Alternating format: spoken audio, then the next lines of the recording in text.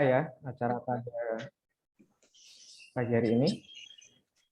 Monggo, silakan. Monggo. Baik, yang terhormat Bapak Didik Madiono, selaku anggota Dewan Komisioner LPS beserta jajaran Bapak Ibu dari LPS. Yang saya hormati Bapak Gumilang Arya Sahadewo, selaku Wakil Dekan Bidang Penelitian Pengabdian kepada Masyarakat Kerjasama dan Alumni beserta jajaran Dekanat FEB UGM. Yang saya hormati Bapak Rimawan Pradiptyo selaku Kepala Departemen Ilmu Ekonomi FEB UGM. Yang saya hormati juga Ibu Evi Nur Afifah selaku Kepala Laboratorium Ilmu Ekonomi FEB UGM. Ibu Shima Trisna selaku moderator beserta Bapak Ibu dosen dan hadirin yang semoga sehat walafiat dalam keadaan yang berbahagia selalu dalam keadaan yang masih pandemi ini. Selamat pagi, Assalamualaikum warahmatullahi wabarakatuh. Waalaikumsalam.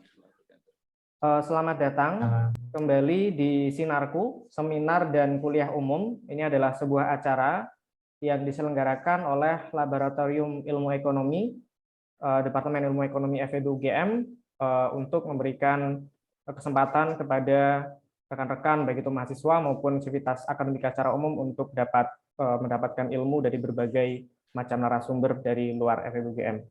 Nah, pada kesempatan Sinarku kali ini kita akan mengusung tema metamorfosis peran dan fungsi LPS dalam menjaga stabilitas keuangan. Dan narasumber pada kesempatan kali ini kita akan langsung nanti menimba ilmu dari Bapak Didik Madiono selaku anggota Dewan Komisioner LPS. Jadi kita beruntung sekali kita harapkan dapat menimba banyak ilmu nanti dari acara ini. Saya akan bacakan susunan acara pada pagi hari ini. Pertama adalah menyanyikan lagu Indonesia Raya beserta himne Gajah Mada, kemudian dilanjutkan dengan sambutan dari Dekanat FEB UGM.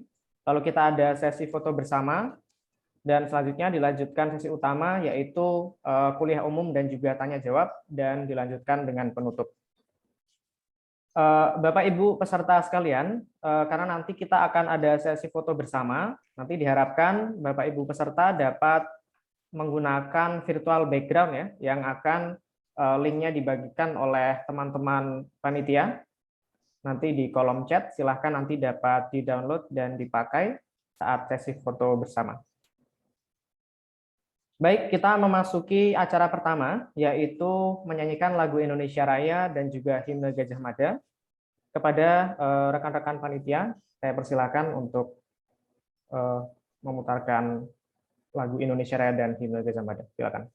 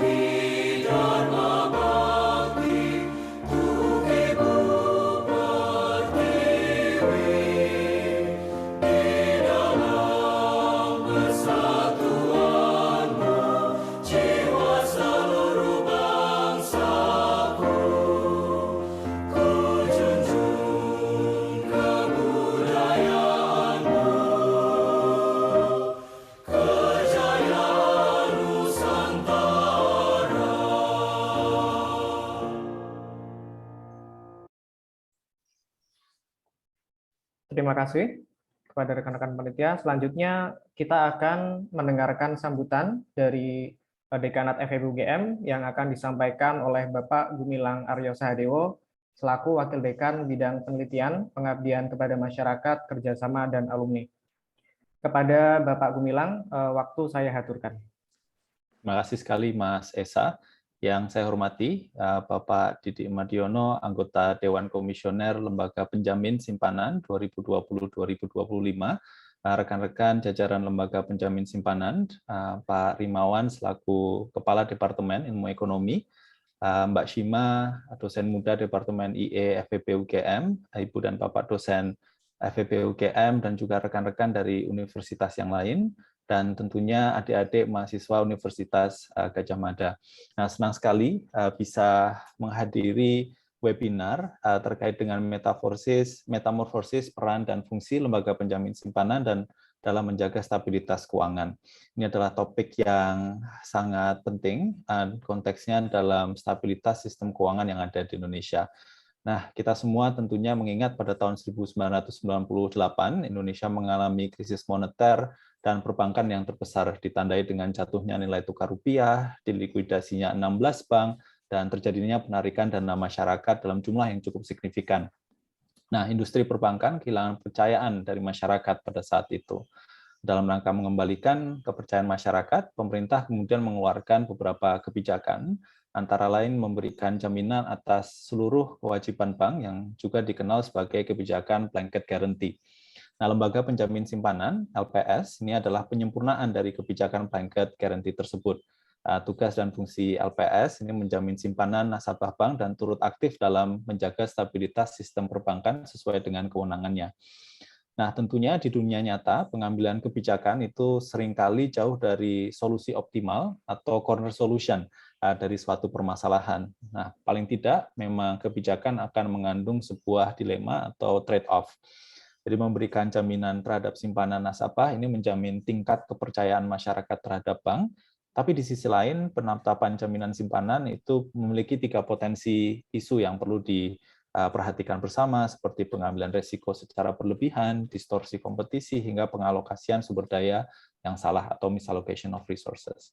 Nah, senang sekali LPS terus berevolusi, bermetamorfosis seiring waktu, menyesuaikan dengan perkembangan zaman dan kemudian perkembangan perekonomian dan teknologi, dan pada akhirnya juga harus menyesuaikan dengan pandemi COVID-19 yang terjadi sejak bulan Maret 2020.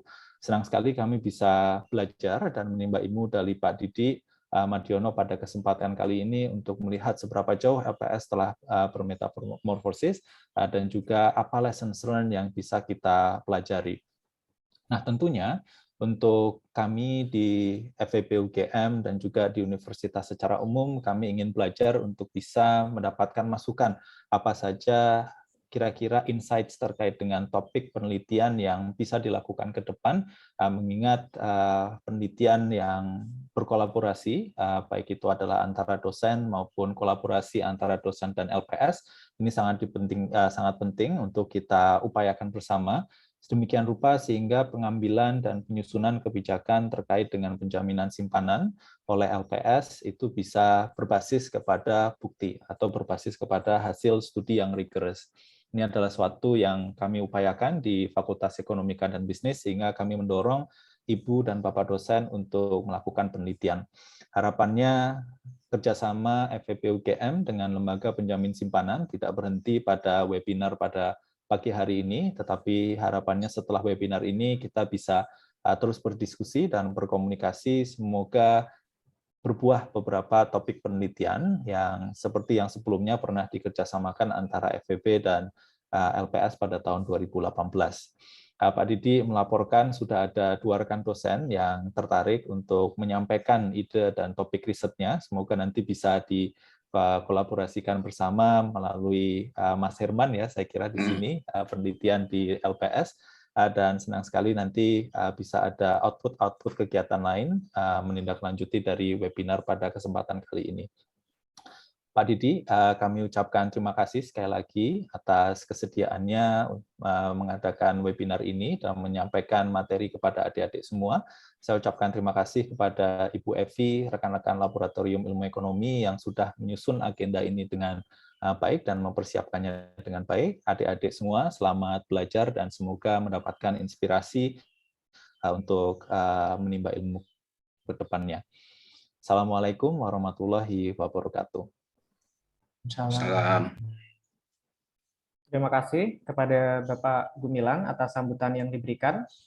Bapak Ibu, sebelum kita masuk ke acara utama, ini mumpung masih pagi, kita akan ada sesi foto bersama terlebih dahulu. Jadi diharapkan kepada Bapak Ibu, rekan-rekan peserta semuanya dapat mengaktifkan videonya dan juga memasang virtual background. Selanjutnya kepada rekan-rekan panitia, saya aturkan waktunya untuk mengatur sesi fotonya. Silakan. Baik, terima kasih. Izin mengambil foto bersama untuk halaman 1. Saya hitung. 1, 2, 3.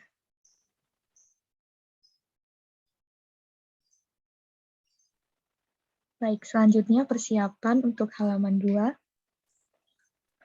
Saya hitung. 1, 2, 3. Baik, selanjutnya untuk halaman 3. 1, 2, 3. Kemudian untuk halaman terakhir, halaman 4. 1, 2, 3. Baik, sudah. Terima kasih. Saya kembalikan ke Pak Isa. Terima kasih. Terima kasih rekan-rekan dari Laboratorium Ilmu Ekonomi dan juga Bapak Ibu dan rekan-rekan peserta sekalian. Kita akan langsung masuk saja ke acara sesi utama pada pagi hingga siang hari ini, yaitu kuliah umum dan juga tanya jawab.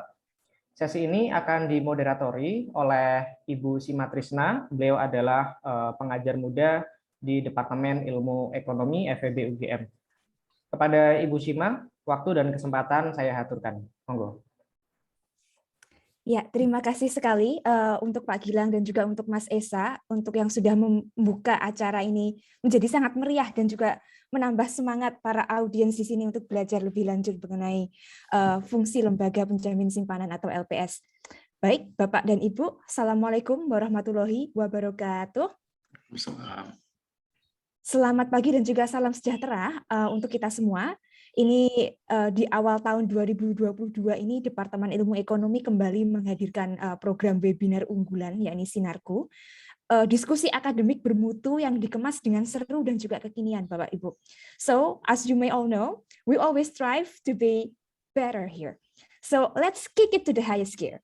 Nah, sebelum kita memulai diskusi kita pada pagi hari ini, izinkan saya untuk menyapa pembicara dan juga jajaran pengurus dan pengajar Departemen Ilmu Ekonomi FEB UGM dan juga rekan-rekan dari LPS. Selamat datang, saya aturkan kepada Bapak dan Ibu dosen Fakultas Ekonomi dan Bisnis Universitas Gadjah Mada dan juga teman-teman yang sudah hadir di sini, ada sekitar 1.000 orang di sini, saya lihat. Dan juga selamat pagi khususnya untuk pembicara kita ya pada pagi hari ini, yaitu Bapak Didik Madiono. Terima kasih sudah hadir Pak untuk di tengah-tengah kita dan berbagi ilmunya. Selamat pagi dan apa kabar Bapak? Sehat, alhamdulillah. Apa kabar Mbak Sima? Alhamdulillah luar biasa. Sudah kangen dengan UGM Pak? Ingin kembali lagi? Iya, saya sih betulnya pengennya offline nih sambil nostalgia, tapi tiba-tiba datang Omikron. Betul, semoga ini segera berlalu ya Pak dan segera bisa kangen-kangenan lagi di Jogja dan santai-santai di sini. Welcome back Pak ke UGM secara virtual dulu Sugeng rawuh. Jadi beliau ini adalah salah satu alumni FEB UGM, rekan-rekan semua. Baik, acara ini disiarkan secara live ya dari Zoom dan diikuti oleh tidak hanya sivitas akademik FEB UGM, tetapi juga pemirsa dari berbagai wilayah di Indonesia. Nah, saya harap semua rekan-rekan di sini masih dalam suasana semangat tahun baru, jadi keadaannya masih sehat dan juga termotivasi untuk belajar hal baru pada pagi ini. Saya Shima, sebagai moderator webinar pagi hari ini akan menemani teman-teman selama kira-kira 2 jam ke depan.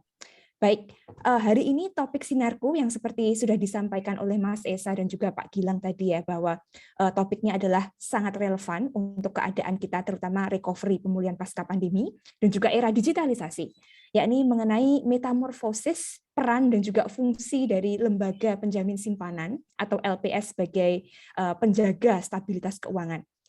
Seperti teman-teman tahu bahwa industri perbankan itu merupakan salah satu komponen yang sangat esensial dalam perekonomian nasional.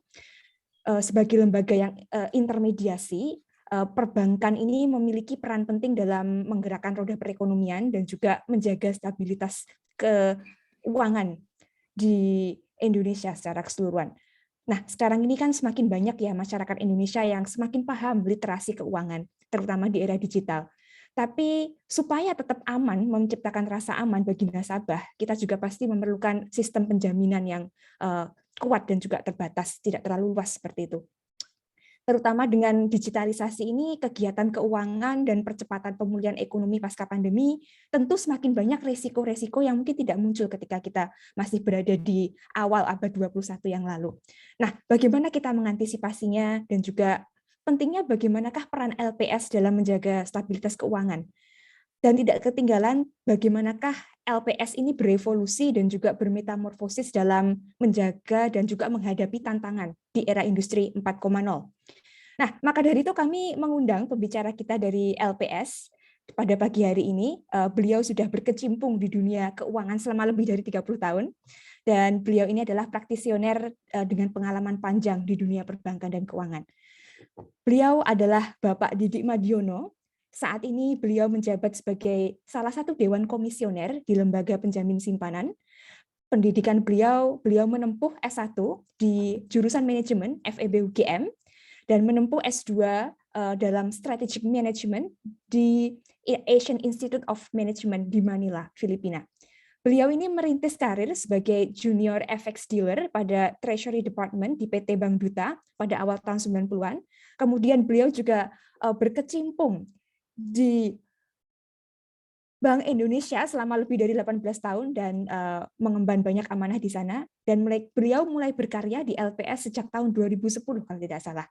Nah, Pak Dede ini memang anut prinsip sky is the limit, rekan-rekan semua. The only way is up. Dengan pengalaman yang sudah sangat luas ini ya dari Bank Indonesia kemudian ke lembaga swasta, the financial institutions is synonymous to his name. Nah, tapi saat ini Pak Didik masih akan terus going up and up karena saat ini beliau juga sedang mengikuti seleksi Dewan Komisioner di Otoritas Jasa Keuangan. Nah, sukses terus ya Pak. Semoga ini prestasinya menular ke adik-adik yang ada di sini. Nah, hari ini sebelum kita berdiskusi bersama Pak Didik, kita akan melihat dulu ground rules supaya Bapak dan Ibu semuanya di sini lancar dalam mengikuti seminar dan juga nanti bisa berpartisipasi dengan leluasa dan luar biasa ya di saat sesi tanya jawab berlangsung. Nah, ini adalah beberapa ground rules untuk webinar kita pada pagi hari ini. Pertama, webinar ini akan dibagi menjadi 2 sesi. Sesi pertama adalah pemaparan sepanjang 45-55 menit. Kemudian sesi kedua adalah tanya jawab sepanjang kira-kira 15-20 menit. Selama sesi berlangsung, kami harapkan audiens untuk menonaktifkan mikrofonnya supaya tidak ada disrupsi dan kita bisa menjalani webinar dengan lancar. Dan nanti ketika sesi tanya-jawab, audiens hanya diperbolehkan untuk berbicara melalui mikrofon dan juga kolom tanya-jawab dalam aplikasi Zoom. Nah, nanti ini ada bagi penanya akan ada mendapatkan goodie bag spesial dari LPS. Jadi jangan sampai ketinggalan nanti untuk bertanya dan menggali informasi seluas-luasnya. Nah, sesi pertama untuk tanya-jawab nanti akan saya buka untuk 3 penanya dulu, dan kemudian nanti akan kami tambah ketika masih ada waktu. Nah, moderator nanti akan mengirimkan notis kepada pembicara jika waktu pemaparan tinggal 5 menit. Oke? Nah, itu adalah rules untuk kita pada pagi hari ini. Tidak usah berlama-lama lagi, saya akan mempersilahkan Bapak Didik untuk memaparkan materinya. Monggo, Bapak. Ya, terima kasih Saya panggilnya Mbak Sima ya. karena, Monggo. karena kayaknya seumuran anak saya.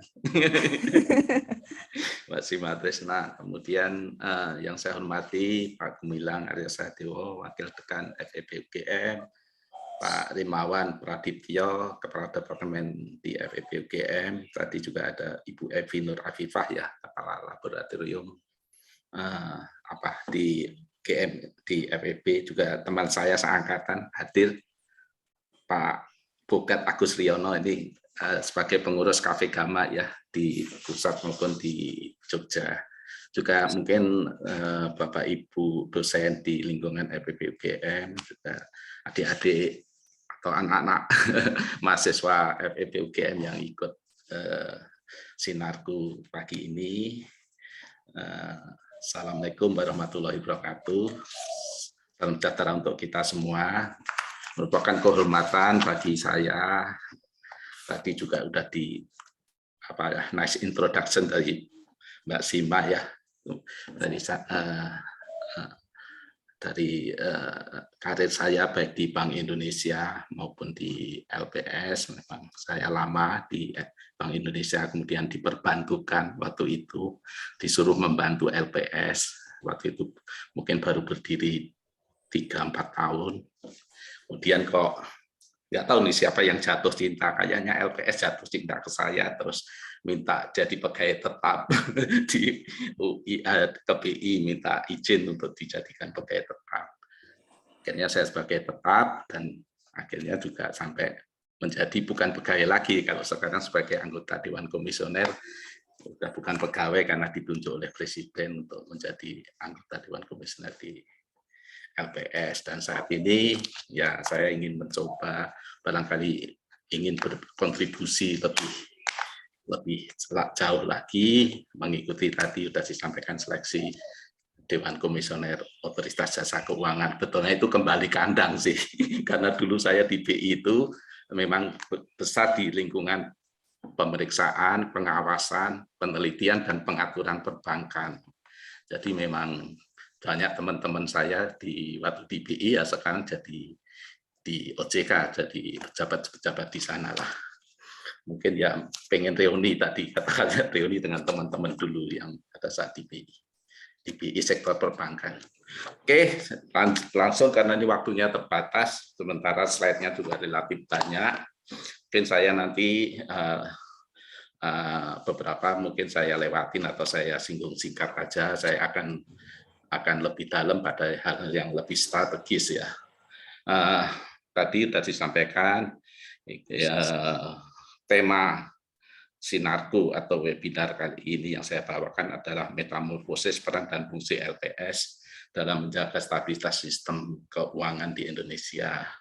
Nah, ini kan memang LPS itu terus tumbuh, berkembang, kemudian juga landasan hukumnya terus disempurnakan.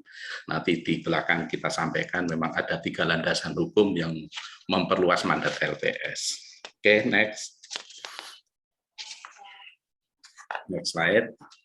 Agenda yang akan saya sampaikan adalah ada 5 agenda, penjelasan singkat mengenai penjaminan simpanan dan resolusi bank, kemudian financial safety net atau jaring pengaman sistem keuangan, dan peranan LPS dalam menjaga stabilitas sistem keuangan. Kemudian yang ketiga, evaluasi peran LPS menuju risk minimizer.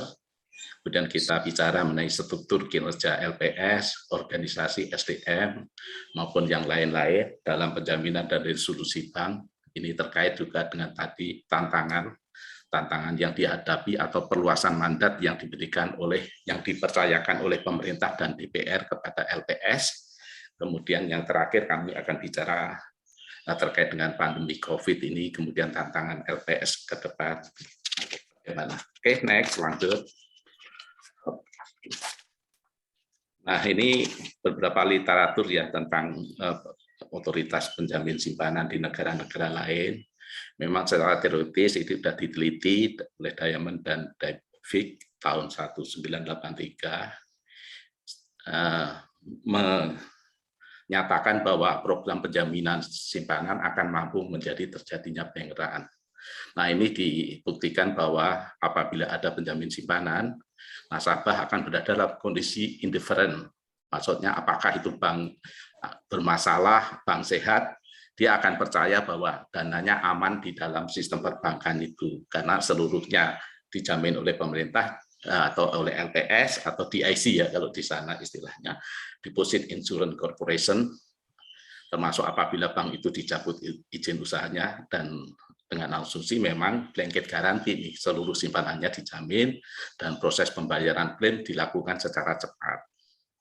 Kemudian penelitian berikutnya oleh Eigner et al. Tahun 2014 dengan sampel banyak nih 4.109 bank dari 96 negara dan periodenya tahun 2004 sampai 2009. Penjaminan simpanan memiliki efek stabilisasi terhadap sistem perbankan pada saat periode tekanan atau turbulence. Nah, ini bisa dipahami memang dalam, kalau dulu tadi sudah disampaikan oleh Pak Gumilang ya di tahun 1997-98 pada saat terjadi krisis keuangan, krisis perekonomian di kita, memang kepercayaan masyarakat terhadap perbankan waktu itu di LPS belum ada, dipicu oleh penutupan 16 bank yang relatif kecil betulnya, tapi karena tidak ada lembaga penjamin simpanan, kepercayaan masyarakat terhadap sistem perbankan runtuh. Akhirnya terjadi rush atau bank run di mana-mana. BCA ngantri, bank-bank besar diantri. Nah, dalam kondisi itu bagaimanapun besarnya atau sehatnya bank, kalau diras oleh nasabah akhirnya jatuh juga. Nah, itu yang terjadi sehingga memang tadi dipikirkan mulai ada blanket garansi. Waktu itu kebetulan saya juga masih relatif muda, tapi di bagian dari di BI waktu itu namanya TP3L, tim persiapan pelaksanaan dan pengawasan likuidasi 16 bank. Dan kemudian pada saat ada kepres ya waktu itu penjaminan seluruh penjaminan pemerintah terhadap kewajiban bank, kita melaksanakan juga di situ. Kemudian pada saat BPPN berdiri, penjaminan itu diambil alih oleh BPPN. Atau saat itu masih blanket garansi. Kemudian yang penelitian berikutnya di Print dan Street 2011 menyatakan bahwa respon kebijakan penjaminan simpanan saat krisis global tahun 2008, yaitu dengan peningkatan besaran nilai simpanan yang dijamin, memiliki dampak langsung dan positif terhadap bagaimana masyarakat mempersepsikan keamanan simpanan di dalam sistem perbankan dan terhadap kredibilitas mata uang lokal juga. Nah, itu kita ingat kalau flashback di tahun 2008 pada saat krisis global yang dipicu oleh subprime mortgage di Amerika Serikat dan menuju berbagai belahan negara lain, itu negara-negara tetangga kita, Malaysia, Singapura, Filipina, kalau nggak salah menerapkan blanket garansi, full garansi terhadap seluruh simpanannya. Kita waktu itu juga mengusulkan hal yang sama. Tapi oleh pemerintah dalam ini mungkin lebih tepat Pak Wakil Presiden waktu itu Yusuf Kala tidak disetujui untuk blanket garansi, tapi naik menjadi 2 miliar yang dari sebelumnya 100 juta kalau nggak salah. Tapi kita karena sistem keuangan kita juga relatif sudah kuat, belajar dari tahun 97-98 dengan 2 miliar ternyata juga bisa menyelamatkan stabilitas sistem keuangan kita, dan sampai sekarang berlaku ini 2 miliarnya sejak 2008 itu. Kemudian penelitian yang terkini 2018 dengan menggunakan data dari 64 negara pada periode tahun 1970 sampai 2009 menunjukkan bahwa adopsi sistem penjaminan simpanan oleh suatu negara diasosiasikan dengan kemungkinan terjadinya krisis keuangan non-perbankan yang lebih rendah. Jadi intinya kalau ada di dalam jaring pengaman sistem keuangannya ada lembaga penjamin simpanan terhadap perbankan, kemungkinan terjadinya krisis keuangan itu menjadi lebih kecil. Oke, next. Nah, ini betulnya siklus hidup bank secara sederhana, bahwa bank itu mulai beroperasi sejak di licensing, diberi izin, kemudian melakukan operasi secara normal, sampai kemudian terjadi kelemahan atau permasalahan di bank. Ini masih kewenangan di Otoritas Jasa Keuangan. untuk mengawasi, untuk mengatur, dan untuk melakukan tindakan-tindakan meminta manajemen untuk memperbaiki kondisi atau menyelesaikan permasalahan bank.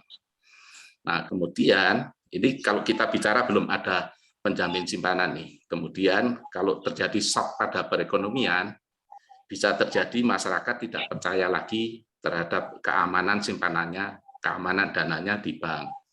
Mereka rame-rame bisa bank run atau menarik simpanannya. Kalau itu dibiarkan, ya bank akan menjadi bank gagal. Satu bank gagal karena ada transaksi keuangan di antara bank itu sendiri, ada pinjam-meminjam, ada keterkaitan keuangan yang lain, bisa menimbulkan contagion effect atau efek domino menular kepada bank lain yang bisa mengganggu stabilitas sistem keuangan atau sistem perbankan. Nah, dari sini betulnya peran dari otoritas penjamin simpanan dan resolusi bank tadi, yang dari penelitian yang slide sebelumnya, ada 3 fungsi pokok, yaitu yang pertama menjaga kepercayaan nasabah, kedua mencegah bank run, dan ketiga mencegah contagion effect. Itu peran DIC atau Deposit Insurance atau lembaga penjamin simpanan dalam hal kaitannya dengan stabilitas sistem keuangan. Next slide. Oke, kita nginjak ke yang kedua, financial safety net dan peranan LPS dalam menjaga stabilitas sistem keuangan. Next slide. Nah, betulnya anggota KSSK, Komite Stabilitas Sistem Keuangan, berdasarkan Undang-Undang Nomor 9 Tahun 2016, yaitu Undang-Undang tentang PPKSK, Undang-Undang Pencegahan dan Penanganan Krisis Sistem Keuangan, PPKSK itu. Dibentuklah Komite Stabilitas Sistem Keuangan untuk menyelenggarakan pencegahan dan penanganan krisis sistem keuangan dan untuk melaksanakan kepentingan dan ketahanan negara di bidang perekonomian. KSSK ini beranggotakan 4 lembaga penting menjadi gawang dari stabilitas sistem perbankan di Indonesia atau sistem keuangan, yaitu Kementerian Keuangan, Bank Indonesia, OJK, dan LPS. Komite ini diketuai oleh Menteri Keuangan, anggotanya Ketua Dewan Komisioner OJK, Gubernur Bank Indonesia, dan Ketua Dewan Komisioner LPS. Nah, dalam struktur bagaimana operasinya, betulnya dari suatu bank, kalau mengalami bank itu sendiri, betulnya primary supervision-nya ada di Otoritas Jasa Keuangan. Dia sebagai lembaga yang mengawasi, mengatur, menerbitkan izin, menjatuhkan sanksi, baik kepada lembaganya, banknya, maupun kepada pengurus maupun pemilik bank. Nah, pada suatu saat apabila bank itu mengalami permasalahan yang bukan struktural ya, dalam arti permasalahan yang tidak struktural itu mungkin ada mismatch jangka pendek, yang masih sehat betulnya banknya, CAR-nya juga masih bagus, capital adequacy ratio-nya masih relatif bagus, itu biasanya bisa BI turun tangan sebagai lender of the last resort, memberikan fasilitas pembiayaan jangka pendek.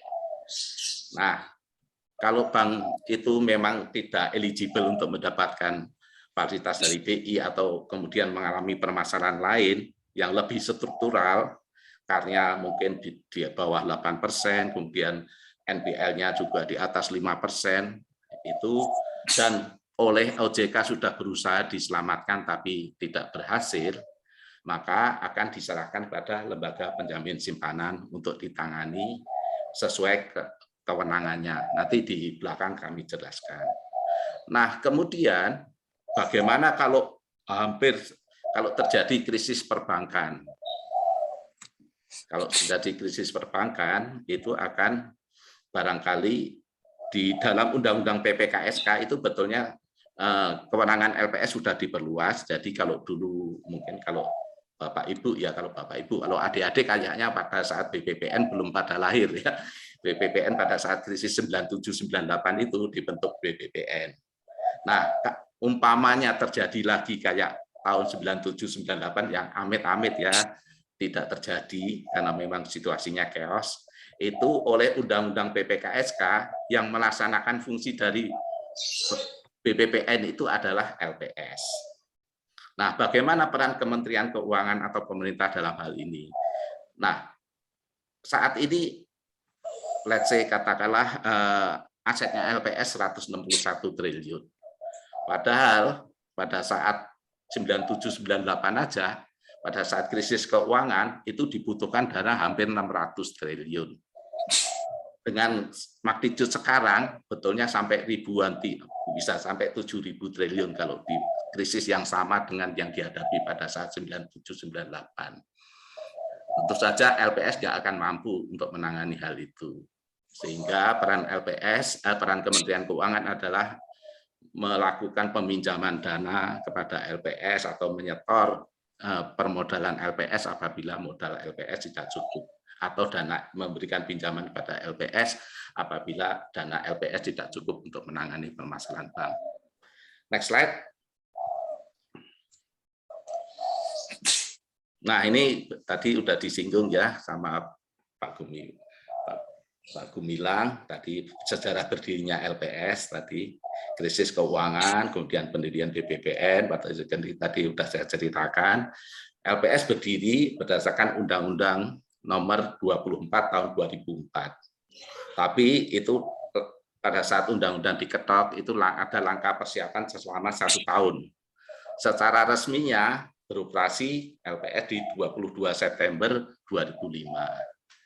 Nah, tadi juga sudah kita singgung, baru beroperasi 3 tahun, terjadi global financial crisis di 2008. Nah, antara lain dampaknya pada saat itu LPS menangani 2 bank ya, kalau nggak salah 1 bank kecil, Bank IV harus dicabut izin usahanya, dan 1 bank yang menjadi fenomena, mungkin teman-teman atau adik-adik dengar, kasus Bank Senturi, ditetapkan oleh pemerintah sebagai bank, oleh KSSK waktu itu, ditetapkan sebagai bank sistemik dan diserahkan penanganannya kepada LPS. Kemudian, nah, di tahun 2011 yang tadi kita, OJK berdiri, Undang-Undang OJK disahkan. Jadi OJK itu berdiri setelah LPS berdiri, 6 tahun kemudian. Tapi memang lebih terkenal lebih terkenal OJK ya daripada LPS, karena memang LPS terbatas ya. Kantornya hanya 1 di Jakarta, kalau OJK kan di mana-mana ada. Kemudian juga mungkin kita juga kurang mensosialisasikan diri kita ke masyarakat. Nah, ini barangkali ini kalau boleh dianggap sebagai bagian dari sosialisasi juga nih LPS pada teman-teman di UGM. Kemudian tadi 2014, pada saat tadi saya ceritakan 2014 kan, di 2008-2009 kita diserahin penanganan Bank Senturi atau kemudian berubah nama menjadi Bank Mutiara. 2014 kita melakukan penjualan Bank Mutiara. Kebetulan saya juga terlibat dalam sejarah ini karena saya di 1 tahun terakhir ditunjuk menjadi Direktur Pelaksana Resolusi Bank, dan sekaligus ditunjuk oleh LPS juga untuk menjadi komisaris di Bank Mutiara untuk mengawal divestasi dari Bank Mutiara itu. Kemudian di tahun 2016 disahkan Undang-Undang PPKSK tadi, Pencegahan dan Penanganan Krisis Sistem Keuangan, yang memperluas mandat baru dari LPS. Nah, terakhir di tahun 2020 kemarin, terkait dengan pandemi COVID, itu ada pemerintah membentuk awalnya Perpu nomor 1, kemudian disahkan menjadi Undang-Undang nomor 2 2020, dan tindak lanjutnya di PP nomor 3 tahun 2020, ini juga memperluas kewenangan LPS. Jadi sejak LPS berdiri ada 3 undang-undang yang tadi saya ceritakan yang memperluas atau menambah wewenang dan mandat dari LPS, yaitu Undang-Undang 2004 pendirian LPS, kemudian Undang-Undang nomor 9 tahun 2016 tentang PPKSK, dan terakhir Undang-Undang 2 2020 tentang penanganan pandemi COVID dan atau yang menghadapi ancaman membahayakan perekonomian nasional dan stabilitas sistem keuangan. Next slide. Nah, ini mungkin secara bisa ini ya, jadi Undang-Undang tentang pendirian LPS ada fungsi tadi sudah disinggung juga oleh Pak Gumiwang, fungsi pokok adalah menjamin simpanan nasabah dan turut aktif menjaga stabilitas sistem perbankan sesuai dengan kewenangannya.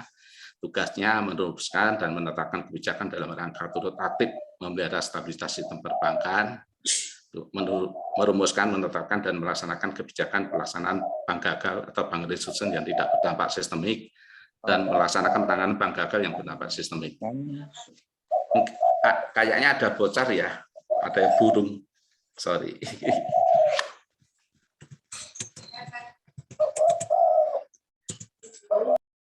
Ya, oke. Next slide, mungkin kewenangan bisa dibaca, itu sesuai undang-undang. Nah, di sini kemudian di Undang-Undang 9 tahun 2016, itu kita diperluas mandatnya, antara lain ada 3 komponen, dapat lebih awal ikut serta dalam proses penanganan bank bermasalah, early involvement. Kemudian yang kedua, memiliki opsi lain dalam resolusi bank. Jadi kalau di dalam Undang-Undang LPS hanya 2 opsi untuk menangani bank yang diserahkan oleh OJK kepada LPS, yaitu menyelamatkan dan melakukan penyertaan modal sementara, dan yang kedua tidak menyelamatkan atau kemudian meminta OJK untuk mencabut izin usahanya dan selanjutnya LPS melikuidasi bank tersebut.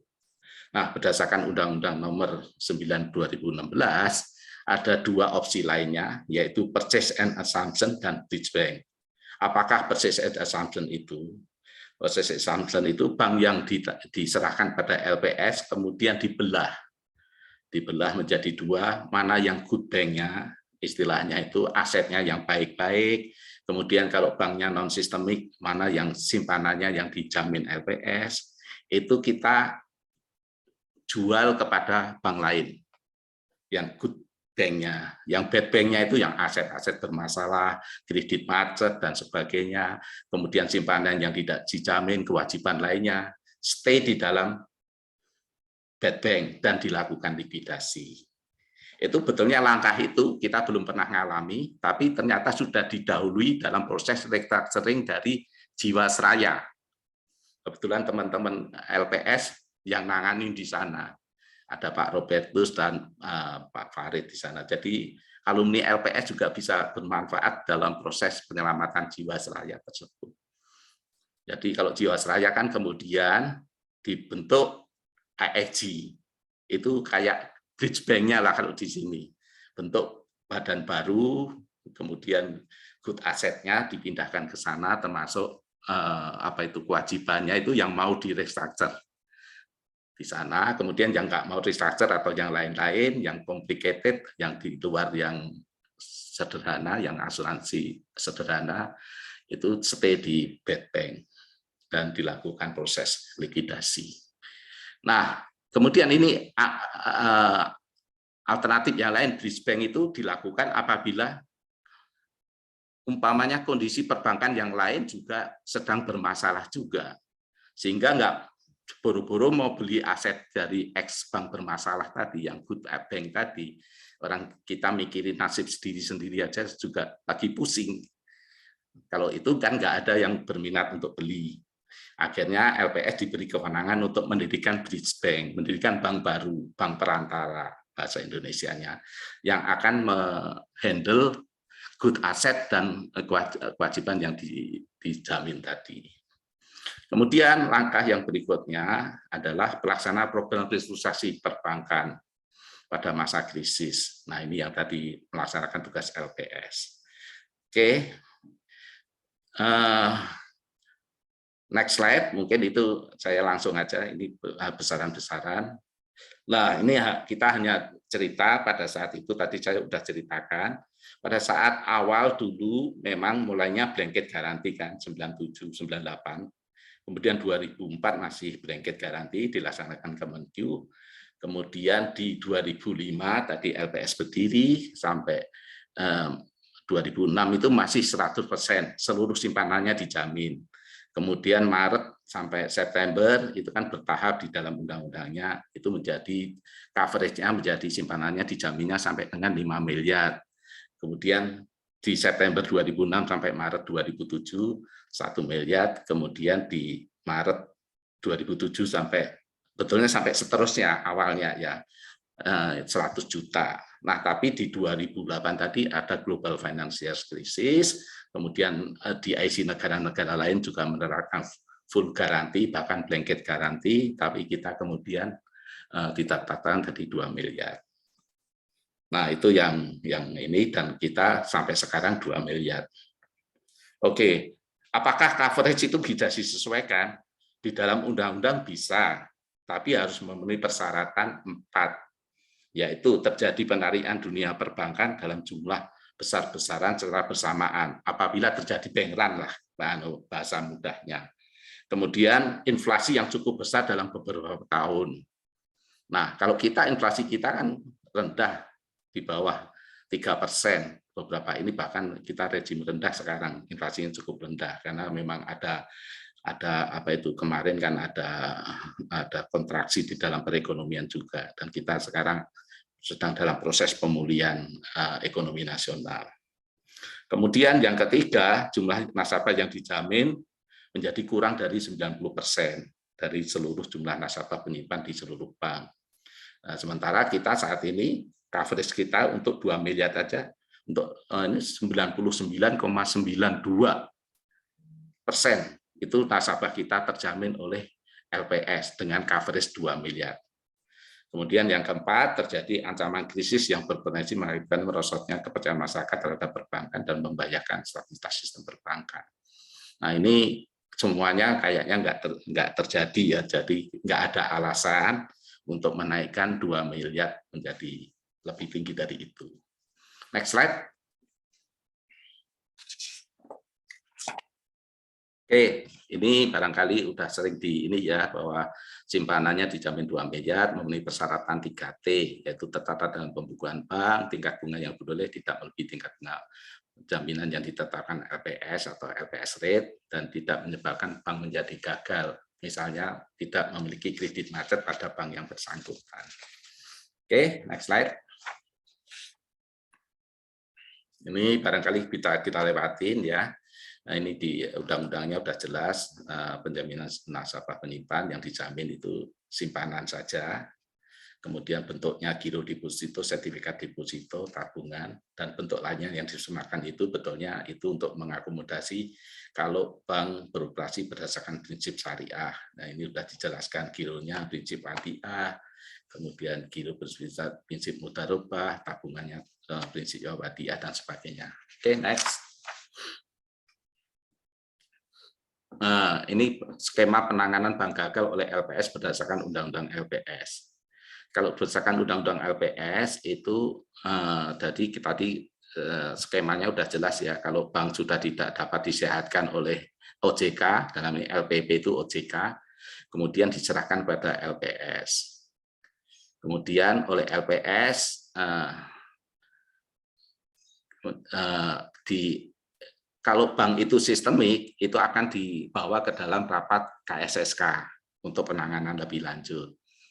Nah, kalau non-sistemik oleh OJK langsung diserahkan kepada LPS. Nah, kemudian LPS dalam hal ini akan melihat kalau bank sistemik yang dari KSSK itu ada 2 opsi tentu saja. Harus penyelamatan dengan mengikut sertakan pemegang saham lama, atau penyelamatan tanpa mengikut sertakan pemegang saham lama.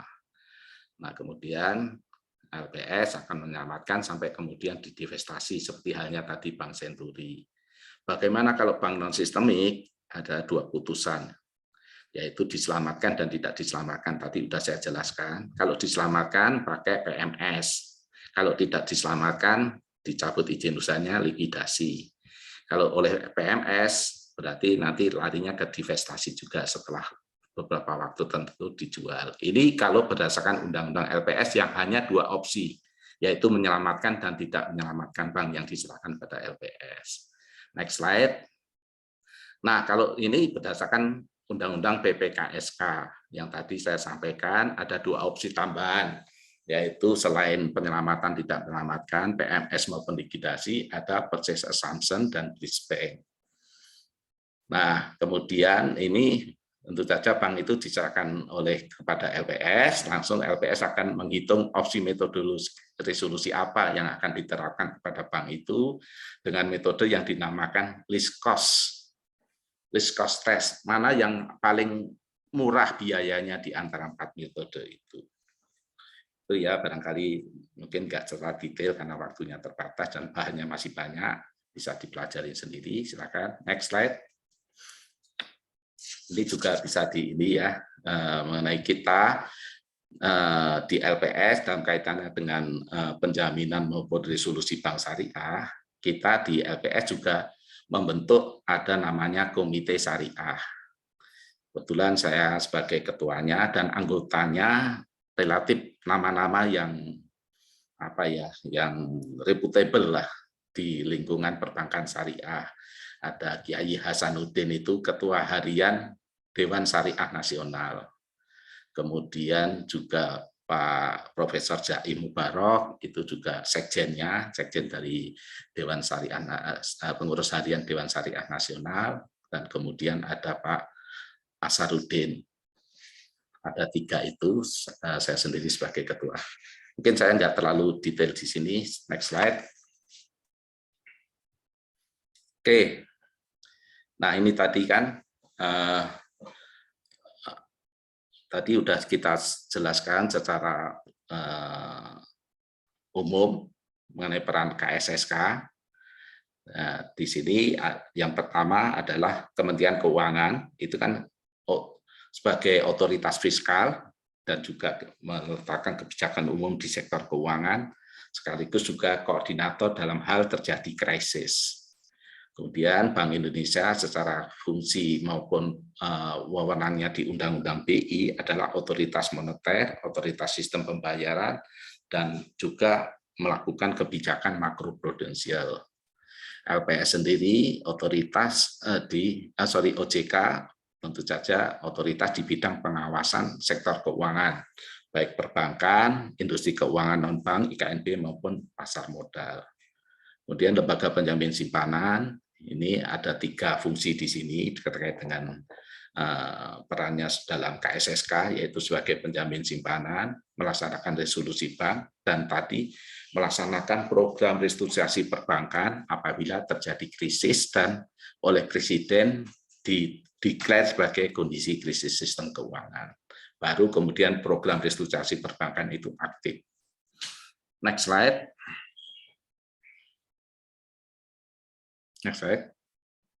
Oke, ini barangkali tadi saya agak lewatin aja, bahwa karena kita ditunjuk sebagai pelaksana dari program restrukturisasi perbankan, dalam hal ini seperti halnya BPPN pada saat krisis dulu, akhirnya kewenangan sebagai lembaga khusus penanganan krisis sistem keuangan juga diatur di dalam Undang-Undang 9 tahun 2016.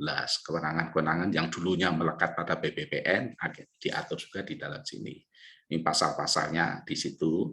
Kemudian kita juga dalam hal ini kita sedang juga mempersiapkan, walaupun tidak terjadi krisis atau mungkin juga masih jauh, mungkin 7 atau 8 tahun kemudian, kalau kita pandai mengatur otoritas keuangan kita juga prudent, tentu saja mudah-mudahan tidak terjadi krisis. Tapi bagaimanapun LPS harus mempersiapkan hal-hal terkait dengan program restrukturisasi perbankan yang diamanatkan dilaksanakan oleh LPS. Nanti di belakang ada next slide. Oke, yang ketiga, peran LPS menuju risk minimizer. Next slide. Nah, betulnya kita di LPS atau lembaga penjamin simpanan itu di dunia ada organisasinya, namanya International Association of Deposit Insurer. Jadi asosiasi lembaga penjamin simpanan seluruh dunia. Anggotanya 146 jurisdiksi dunia. Kemudian berdasarkan IADI Annual Survey 2021, sekitar 20% dari deposit insurance memiliki sebagai mandat sebagai P-box. P-box itu hanya melaksanakan pembayaran penjaminan saja, dia tidak merasakan resolusi, tidak mana, jadi cuma jadi juru bayar kasarannya gitu. Ini ada bank yang dicabut izin usahanya, simpanannya sekian, tolong dibayar. Itu paling simpel untuk proses dari deposit insurance.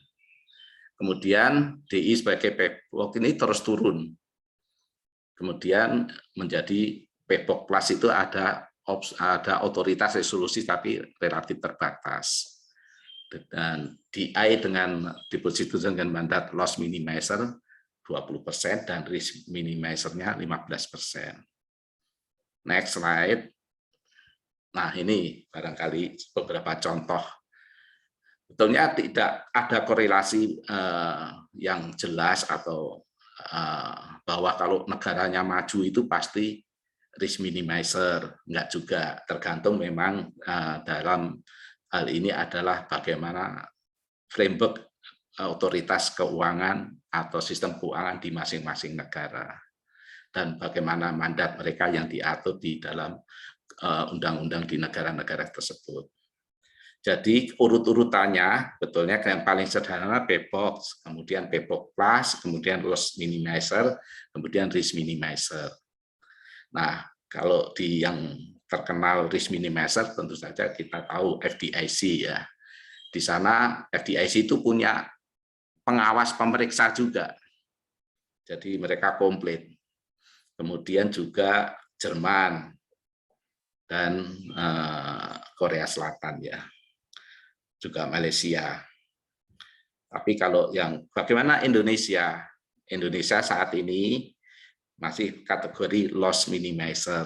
Tapi memang arah ke depan pemerintah maupun DPR itu menghendaki LPS ini ke depannya menuju ke arah risk minimizer. Jadi itu yang ini. Bagi kita tentu saja bagian ini teman-teman LPS banyak yang ikut ya. Kalau saya melihatnya ini suatu tantangan atau kepercayaan, bentuk kepercayaan dari pemerintah dan DPR, parlemen terhadap kemampuan LPS untuk melaksanakan mandat yang lebih komplit lagi atau lebih luas lagi. Next slide. Nah, gimana sih ini tadi PEPOK? Kalau PEPOK itu hanya pembayaran klaim. Hanya membayarkan klaim. Contohnya Jerman, India, Singapura, Swiss. Nah, ini yang betulnya tadi yang saya bilang bahwa bukan berarti kalau negaranya maju harus risk minimizer, tapi negara maju ternyata juga bisa PEPOK. Kemudian kalau PEPOK Plus itu tentu saja PEPOK plus fungsi resolusi dasar. Itu ada di Argentina, Brasil, dan Inggris. Kemudian kalau loss minimizer, ada fungsi resolusi diperluas, enforcement tool, maupun recovery rate management yang tadi bentuknya itu LPS diberi kewenangan untuk menentukan opsi resolusi mana yang diambil. Itu kewenangan yang diberikan kepada LPS. Itu bagian dari recovery rate management. Jadi tetap aja harus memperhitungkan biaya mana yang paling murah. Kemudian yang paling maju tentu saja risk minimizer. Nah, tadi kita sebutkan di dalam Undang-Undang 2 tahun 2020 yang antara lain LPS itu diberikan kepercayaan atau diberikan mandat untuk bisa menempatkan dana untuk mencegah terjadinya bank gagal. Kalau sebelumnya di dalam Undang-Undang LPS 24 2004 maupun Undang-Undang 9 tahun 2016 itu LPS hanya pasif nunggu di belakang, kalau udah diserahkan oleh OJK ataupun KSSK baru bekerja.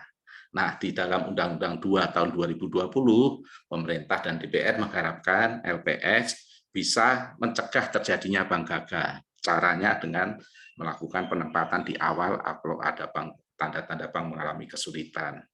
Betulnya secara ini kalau lebih dini penanganannya, itu memang bisa mengurangi biaya penanganan bank itu.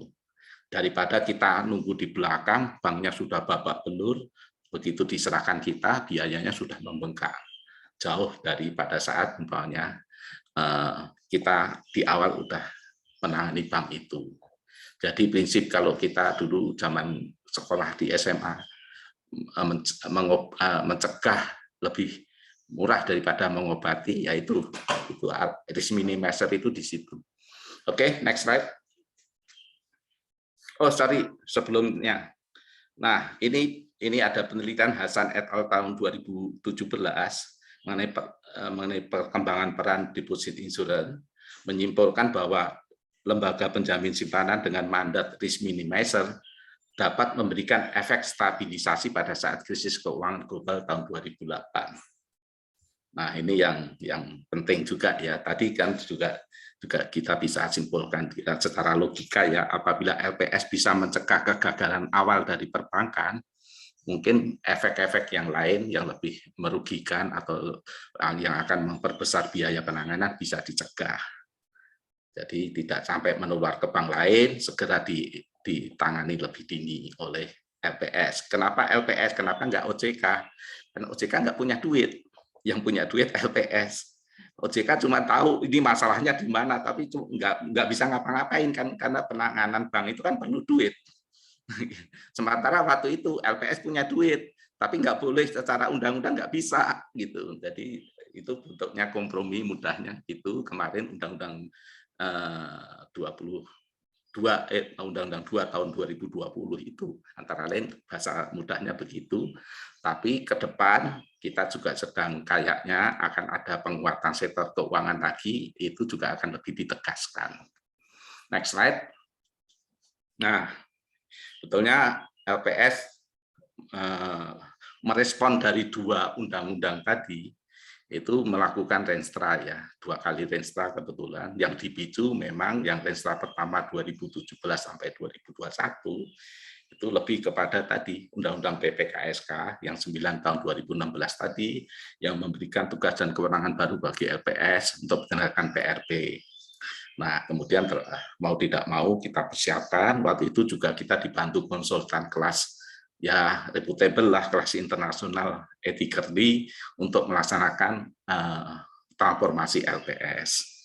Kemudian yang kedua, Renstra LPS yang kemarin kita susun 2022-2026, ini antara lain dipicu oleh perluasan mandat dari Undang-Undang Nomor 2 Tahun 2020 yang memberikan kewenangan dan tugas baru bagi LPS untuk antara lain penempatan dana pada bank bermasalah untuk mencegah kegagalan bank.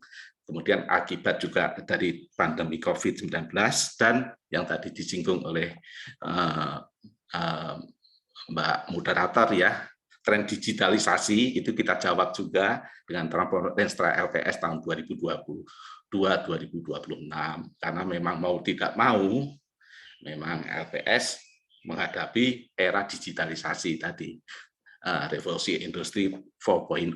Jadi kita juga harus mengikuti itu, termasuk sistem kerja kita, bahkan kemungkinan ke depan kita juga akan mengadopsi istilahnya itu apa ya, umpamanya kita nggak harus lagi 100% ngantor, ada di gilir segala macam itu. Jadi kita sedang menuju ke arah sana. Beberapa hal tentang SDM kita juga, tentang prosedur kerja kita itu juga sedang disiapkan gitu ya. Kemudian yang keempat yang arah ke depan ya tadi arah LPS yang akan menuju ke risk minimizer tadi. Next slide. Nah, ini kita jabarkan dalam visi ya. Ini betulnya udah pada saat visi ini ditetapkan 2017-2021 itu betulnya udah ini ya, kemarin di Renstra yang 2022-2026 kita menganggap visi misi dan ini masih oke, masih relevan, jadi kita masih pakai. Jadi visi kita, visi LPS menjadi lembaga yang terdepan, terpercaya dan diakui di tingkat nasional dan internasional dalam menjamin simpanan nasabah dan melaksanakan resolusi bank untuk mendorong dan memelihara stabilitas sistem keuangan. Ini memang visinya kan besar ya, visinya sesuatu yang ideal dan memang menantang. Ini kita betulnya untuk level Asia Pasifik, mungkin di luar Korea, Jepang yang udah masuk dipandang walaupun umurnya masih muda, teman-teman juga sering dipanggil, diminta untuk sharing sharing knowledge, sharing experience di DIC negara lain.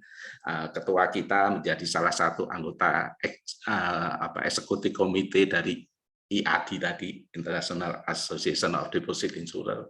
Jadi bagian dari kepercayaan dari lembaga teman-teman di internasional terhadap keberadaan LPS. Dan misinya kami berkomitmen untuk menjalankan penjaminan simpanan yang efektif dalam rangka melindungi nasabah. Nah, ini kunci. Jadi nanti kita apa yang sudah dilakukan dalam rangka melindungi nasabah. Dalam melaksanakan resolusi bank yang efektif dan efisien. Yang ketiga, melaksanakan penanganan krisis melalui restrukturisasi bank yang efektif dan efisien. 4, berperan aktif dalam mendorong dan melihara stabilitas sistem keuangan nasional melalui organisasi yang kompeten. Itu barangkali untuk yang visi misi.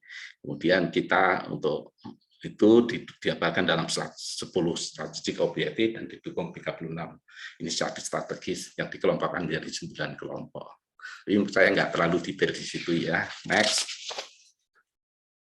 Nah, ini kita terhadap PRP ya, tadi kita singgung bahwa mau nggak mau kita harus siapkan bagaimana apabila tiba-tiba atau karena kondisi krisis, LPS harus merasakan fungsi BPPN tadi, fungsi program jaring perbankan. Nah, ini kita sudah lakukan kajian organisasi, kemudian ada menetapkan PLPS pengelolaan penatausahaan, langkah-langkah itu kita sudah lakukan semua. Memang tinggal ada beberapa yang terkait dengan nanti PP bentuknya, peraturan pemerintah yang kita sedang koordinasikan dengan lembaga lain. Dengan Kementerian Keuangan tentu saja dalam hal ini. Kita juga sedang persiapan lebih lanjut terhadap yang agak tertinggal adalah premi program restrukturisasi perbankan yang kita memang menghadapi kendala karena kondisi perbankan kita juga sedang sulit karena dampak pandemi sehingga belum bisa diimpose atau belum bisa diimplementasikan. Next slide. Nah, ini sama tadi setelah visi Renstra 2022-2026, visi misinya sama, destination statement-nya yang beda. Kita di sini saya bacakan peningkatan kepercayaan masyarakat serta pelaksanaannya penjaminan simpanan dan resursi bank yang efektif dan didukung SDM yang kompeten dan digitalisasi proses bisnis. Nah, ini yang kuncinya tadi. Yang kata terakhir ini, digitalis proses bisnis. Jadi kita mau nggak mau nanti pada bank-bank sudah mulai ada digital banking, apapun bank yang ada juga mulai melakukan digital transaction. Sementara kita sebagai lembaga penjamin tentu saja harus mengikuti perkembangan itu. Oke, jadi sama ada 10 program strategis. Yang saya baca di sini adalah yang pilar yang keempat, kebijakan yang adaptif dan digitalisasi proses bisnis. Itu yang paling penting bagi kita untuk ngikutin supaya kita agile, supaya kita tetap menjadi lembaga yang lincah, gesit, mengikuti perkembangan dan tetap inovatif. Dan tentu saja untuk hal itu harus diperkuat oleh penguatan organisasi, SDM, dan infrastruktur. Oke, next. Nah, ini yang kita inovasi LPS untuk meningkatkan pelayanan kepada stakeholder. Ini beberapa hal yang kita katakanlah boleh dibilang breakthrough ya, langkah terobosan. Yang pertama adalah implementasi single customer view. Ini SCV dapat digunakan untuk mendukung percepatan pembayaran klaim, melaksanakan verifikasi perhitungan premi, mengetahui nasabah yang dijamin, yang layak bayar, serta mendukung pelaksanaan fungsi penjaminan dan resolusi lainnya. Nah, ini betulnya SCV ini sudah berjalan di negara-negara yang sudah maju, seperti di Amerika Serikat, di Jerman yang saya tahu, di Kanada. Nah, ini apabila ini bisa diimplementasikan, pembayaran klaim nasabah itu bisa diharapkan bisa diselesaikan 7 hari kerja setelah bank dicabut izin usahanya. Itu yang poin penting. Padahal di Undang-Undang LPS, yang Undang-Undang 24/2004 itu, klaim ini diatur di Undang-Undang itu di dalam salah satu pasalnya, bisa diselesaikan paling lama 90 hari kerja setelah bank dicabut izin usahanya. Dan kita menuju lebih jauh lagi dari undang-undang. Itu yang kita inginkan. Dan kita juga sudah melakukan sosialisasi termasuk memberikan asistensi kepada bank untuk mengimplementasikan SCV melalui pendampingan one-on-one maupun coaching klinik. Nah, kita saat ini sedang melakukan tahap uji coba. Implementasi secara penuh diharapkan terjadi sejak laporan Juli. Ini kita agak diundur ya kemarin karena ada pandemi itu, jadi kita mundur setahun kalau nggak salah. Mudah-mudahan tahun 2022 ini akan berjalan sepenuhnya. Dan ini sangat membantu. Saya selalu bilang ke teman-teman di LPS, kalau kita bayarnya nggak cepat, fungsi kita sebagai lembaga penjamin yang dipercaya tadi akan hilang, akan sulit tercapai. Karena apa? Kita bisa ngomong, umpamanya kita ngomong, jangan ini kalaupun bank dicabut izinnya pasti dikembalikan oleh LPS, tapi kembalinya 90 hari kemudian. Nah, itu kan bisa, wah, apa gunaan padahal kebutuhannya mendesak. Nah, kalau caranya begitu, kita sebagai lembaga penjamin bisa berkurang kepercayaan masyarakat kepada kita. Makanya kita harus mempercepat itu, 7 hari itu. Kalau enggak ya, mungkin juga dia bilang, kan dijamin LPS, tapi baliknya 90 hari kemudian ya. Wah, kalau gitu, wah, dong, kelamaan dong. Nah, nasabah yang di bank lain juga, wah kalau caranya gitu, bank kita juga kayaknya lagi goncang begini, udahlah saya tarik juga deh, daripada kelamaan nunggu. Bahasa mudahnya begitu kan.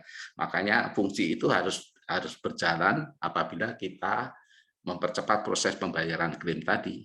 Kalau masih lama juga tujuan kita sebagai menenangkan nasabah juga belum tentu tercapai 100%. Kemudian terobosan yang lain adalah integrasi pelaporan perbankan.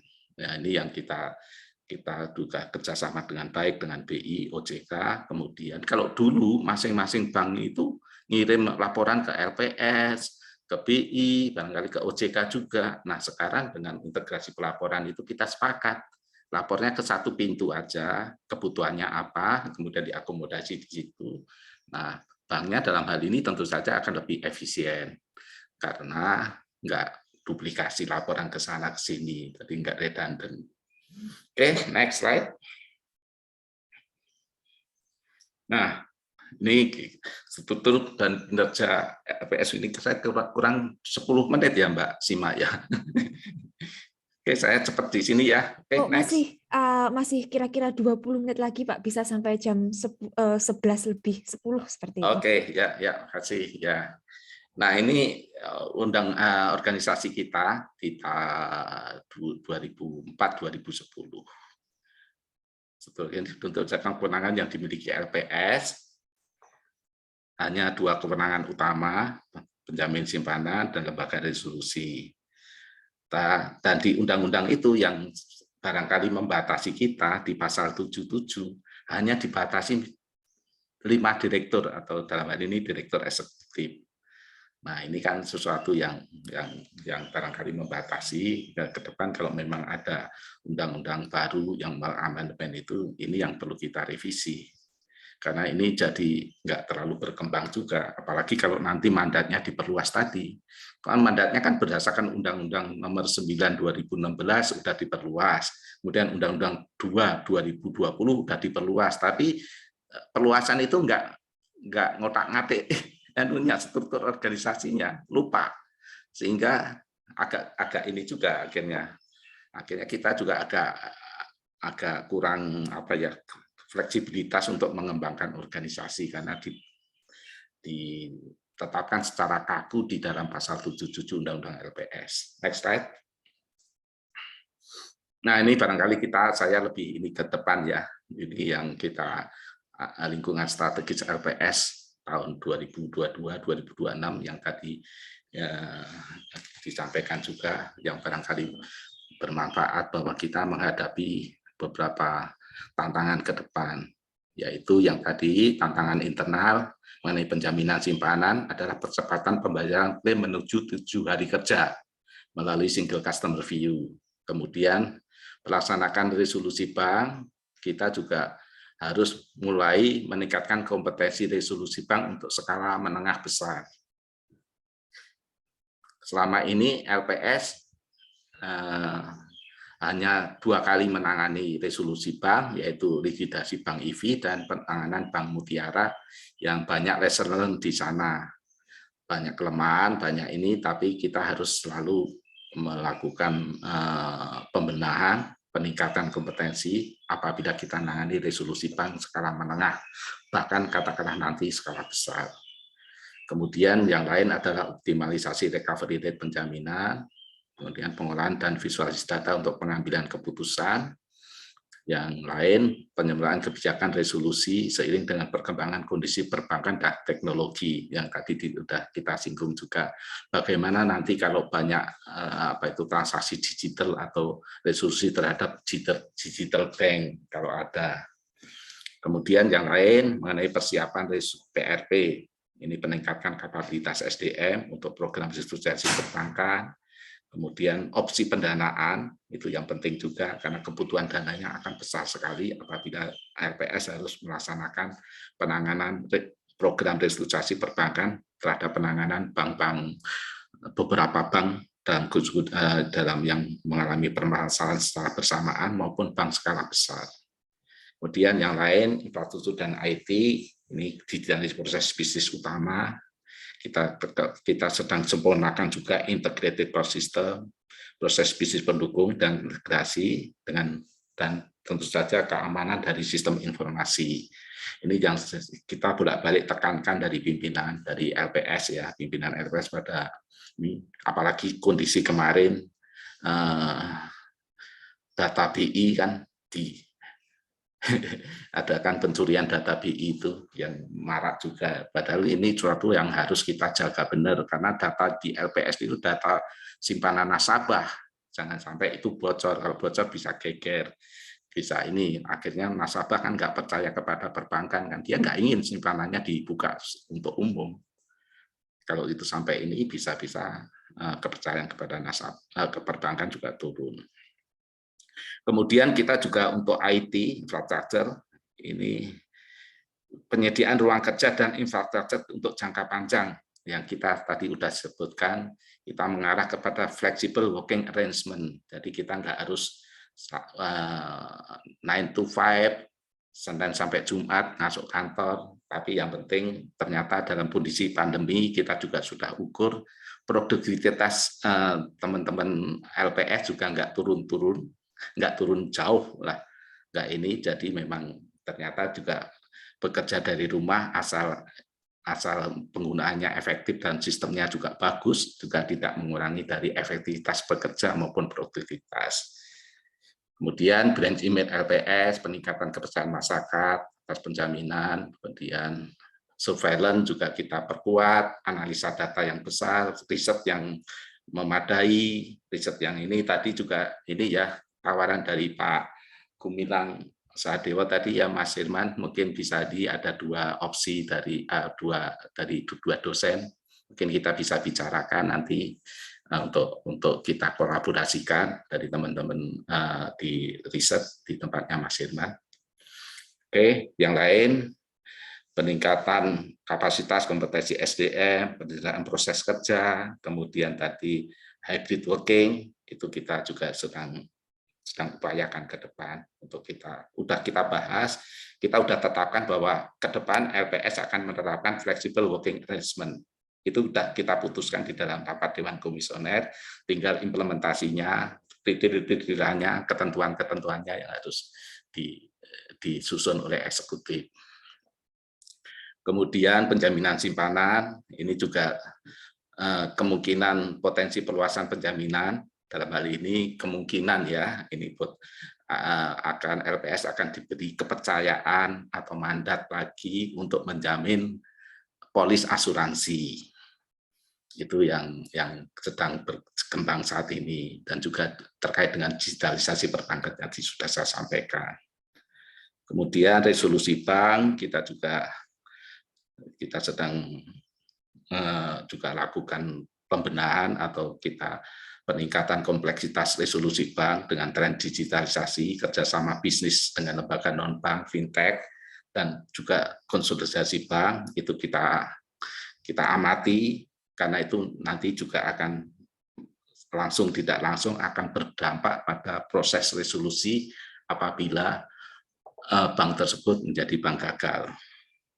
Kemudian yang lain, persiapan PRP tadi mengenai pendanaan, surveillance juga kita benahin, kemudian juga penguatan lembaga, kita juga upayakan terus untuk lebih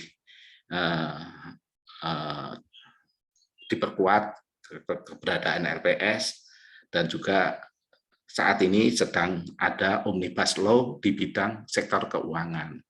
Nah, ini barangkali mungkin peran di situ barangkali kita kawal supaya LPS semakin kuat, semakin tadi menuju risk minimizer, tapi juga harus didukung landasan hukum yang kuat, sehingga karena ini mengelola keuangan negara, kalau landasan hukumnya tidak kuat,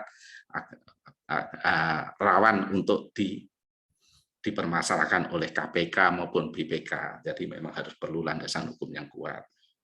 Kemudian IT kita juga hadapi memang dengan digitalisasi, dan juga dengan makin kita tahu bahwa tenaga kerja bidang IT makin sulit didapat yang kompeten, yang tentu saja tadi tak ada talent war di tenaga kerja bidang IT. Kemudian juga kita tadi adanya peningkatan cybercrime, termasuk kemungkinan bocor data, itu yang kita selalu perkuat untuk jangan sampai terjadi di LPS. Oke, next.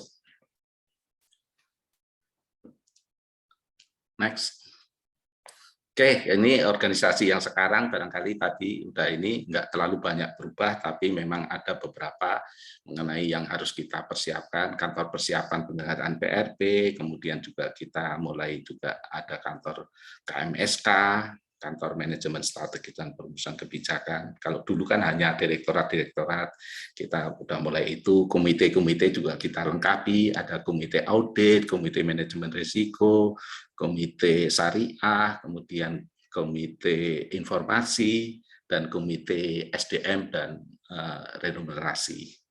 Itu bagian dari komite yang membantu tugas dari Dewan Komisioner. Next slide. Oke, ini jumlah pegawai. Jumlah pegawai di LPS saat ini 450, relatif kecil ya. Kemudian dengan ini kita memang mengarah menjadi 601. Ini apa itu angka ideal jumlah pegawai kita, ya sekitar gitu maksimalnya 601. Memang kita desain organisasi LPS ini kan nggak besar, tapi efektif, dan nanti juga untuk tugas-tugas yang berat tidak harus nambah pegawai, tapi nanti kita kerjasama dengan MOU dari berbagai negara, berbagai lembaga, itu nanti kita jelaskan di belakang. Demografi dari pegawai LPS, pria 60%, wanita 40%, relatif berimbang ya. Nah, kalau dari usia, nah usianya itu banyak milenial nih, yang di bawah 30, bahkan di bawah 40, 179. Jadi kita organisasi. Sementara saya dimasuk 21. Mungkin kalau di atas 55 mungkin tinggal berapa ya, saya kan 58. Jadi betulnya kita masuk minoritas, saya termasuk minoritas di sini. Kalau teman-teman Mbak Sima masuk mayoritas tuh di situ 184. Tingkat pendidikan ya master 26%, dokter 1% dari 45, 5 orangan ya kira-kira ya. Antara lain Mas Herman di sini. Ada lagi yang dokter lain, tapi intinya 1%. Tapi kita juga sedang nanti di belakang ada program-program untuk beasiswa bagi pegawai. Paling banyak memang sarjana S1 ya, 72%. Next slide.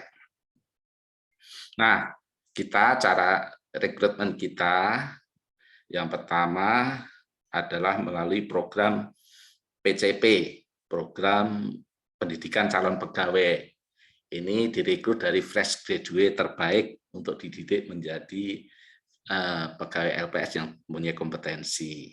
Selain itu, kita juga istilahnya itu pro hire ya, professional hire yang experience ini yang kita targetkan biasanya karena keahlian tertentu di banking IT maupun bankers atau dari regulator, dari OJK, dari BI, atau dari kantor KAP maupun yang lain. Itu kita karena kebutuhan kita nggak bisa maksudnya menunggu kelamaan biasanya, tapi nggak banyak. Itu yang kita ini. Jadi sebetulnya kemarin kita hire 101 kalau nggak salah, 101 untuk PCP.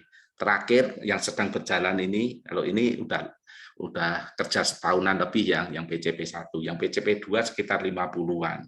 Jadi adik-adik mahasiswa apabila nanti lulus pengen pas LPS buka ini berminat, silahkan aja daftar di LPS. Nanti ada banyak tuh anunya, bisa tanya tuh nanti kakak-kakak kelasnya. Kayaknya UGM banyak deh. Personal asisten saya sendiri dari UGM. Saya tanya angkatan 2013, lulus 2017, jurusan akuntansi. Namanya Agnerisa Ratna Safia. Dulu lulusan cum laude katanya dari UGM. Itu jadi banyak juga ya. Temanmu berapa? Nah, di antara 101 itu 20 ya dari UGM tuh. Saya padahal nggak ini, baru sekarang saya masar-masarin waktu itu udah 20 ya. Lumayan gitu ya. Teman-teman silahkan aja daftar. Next slide. Nah, ini barangkali saya lewatin aja. Next slide. Oke, ini betulnya framework dari pengembangan SDM kita. Tentu saja mungkin bisa dipelajarin sendiri ya, dibaca lagi aja. Waktunya agak ini, oke kita ngejar ini. Nah, kita juga menciptakan talent-talent di LPS yang kita memang sekarang sedang kita kerjakan. Kita udah punya talent mapping, kemudian kita perkaya bagaimana menciptakan SDM ke depan yang mempunyai kemampuan leadership yang sesuai culture yang kita inginkan, dan juga kita juga mengarah kepada lingkungan yang perubahan yang akan kita hadapi mengenai digitalization, kemudian peran LPS dari risk minimizer, dan yang utama kita ingin menjadi the best place to work for. Dari pilihan dari teman-teman talent terbaik di universitas itu, kalau bicara pengen kerja di mana, kalau bisa selain BI, LPS juga muncul lah. Selama ini yang saya tahu BI itu jadi pilihan idola bagi teman-teman.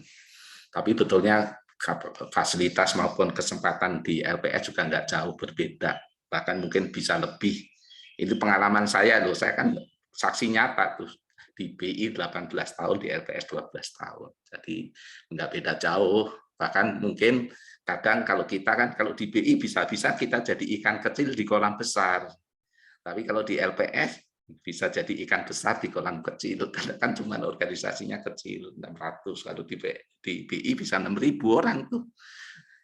Saingannya makin banyak, maksud saya itu. Oke, next. Ini mungkin saya nggak terlalu itu ya, tadi udah secara umum udah saya singgung juga mengenai flexible working arrangement, pengembangan IT, kemudian juga digitalis proses bisnis, mungkin nggak terlalu ini, silakan next. Nah, ini yang menarik nih untuk adik-adik terutama nih. LPS memberikan beasiswa kepada pegawai yang memenuhi syarat dan lulus dalam seleksi beasiswa pegawai LPS untuk menempuh pendidikan S2 bahkan S3, mau di dalam maupun di luar negeri. Contohnya Mas Herman ini kan dibiayai LPS ya Mas. Jadi juga, dan sejak 2012 sudah terdapat 42 pegawai yang telah dan sedang menerima beasiswa pegawai LPS. 32 pegawai telah menyelesaikan studi atau beasiswa LPS, yang terdiri dari 2 orang pendidikan dalam negeri dan 30 orang luar negeri. Nah, dari penerima beasiswa itu, 1 orang menjadi direktur eksekutif, 3 orang menjadi direktur grup, 11 orang menjadi kepala divisi, 14 orang menjadi kepala tim atau setara. Jadi nggak ada yang masih tetap staf kan, berarti begitu habis pendidikan udah dapat ilmunya, dapat promosinya, dapat uang sakunya juga. Oke, jadi itu ya. Jadi ini bagian dari pengembangan kita untuk, karena kita organisasinya kecil, kita pengen istilahnya itu kecil tapi Kopassus gitu loh. Istilahnya kan, kalau saya suka mengibaratkan, ibaratnya kalau kita ini kan nanganin bank-bank bermasalah, dan yang sudah OJK sudah nyerah, sudah nggak bisa, mereka dengan kewenangannya tidak bisa menyehatkan bank itu lagi, dan termasuk pemegang saham maupun pemiliknya, direksinya maupun pasar.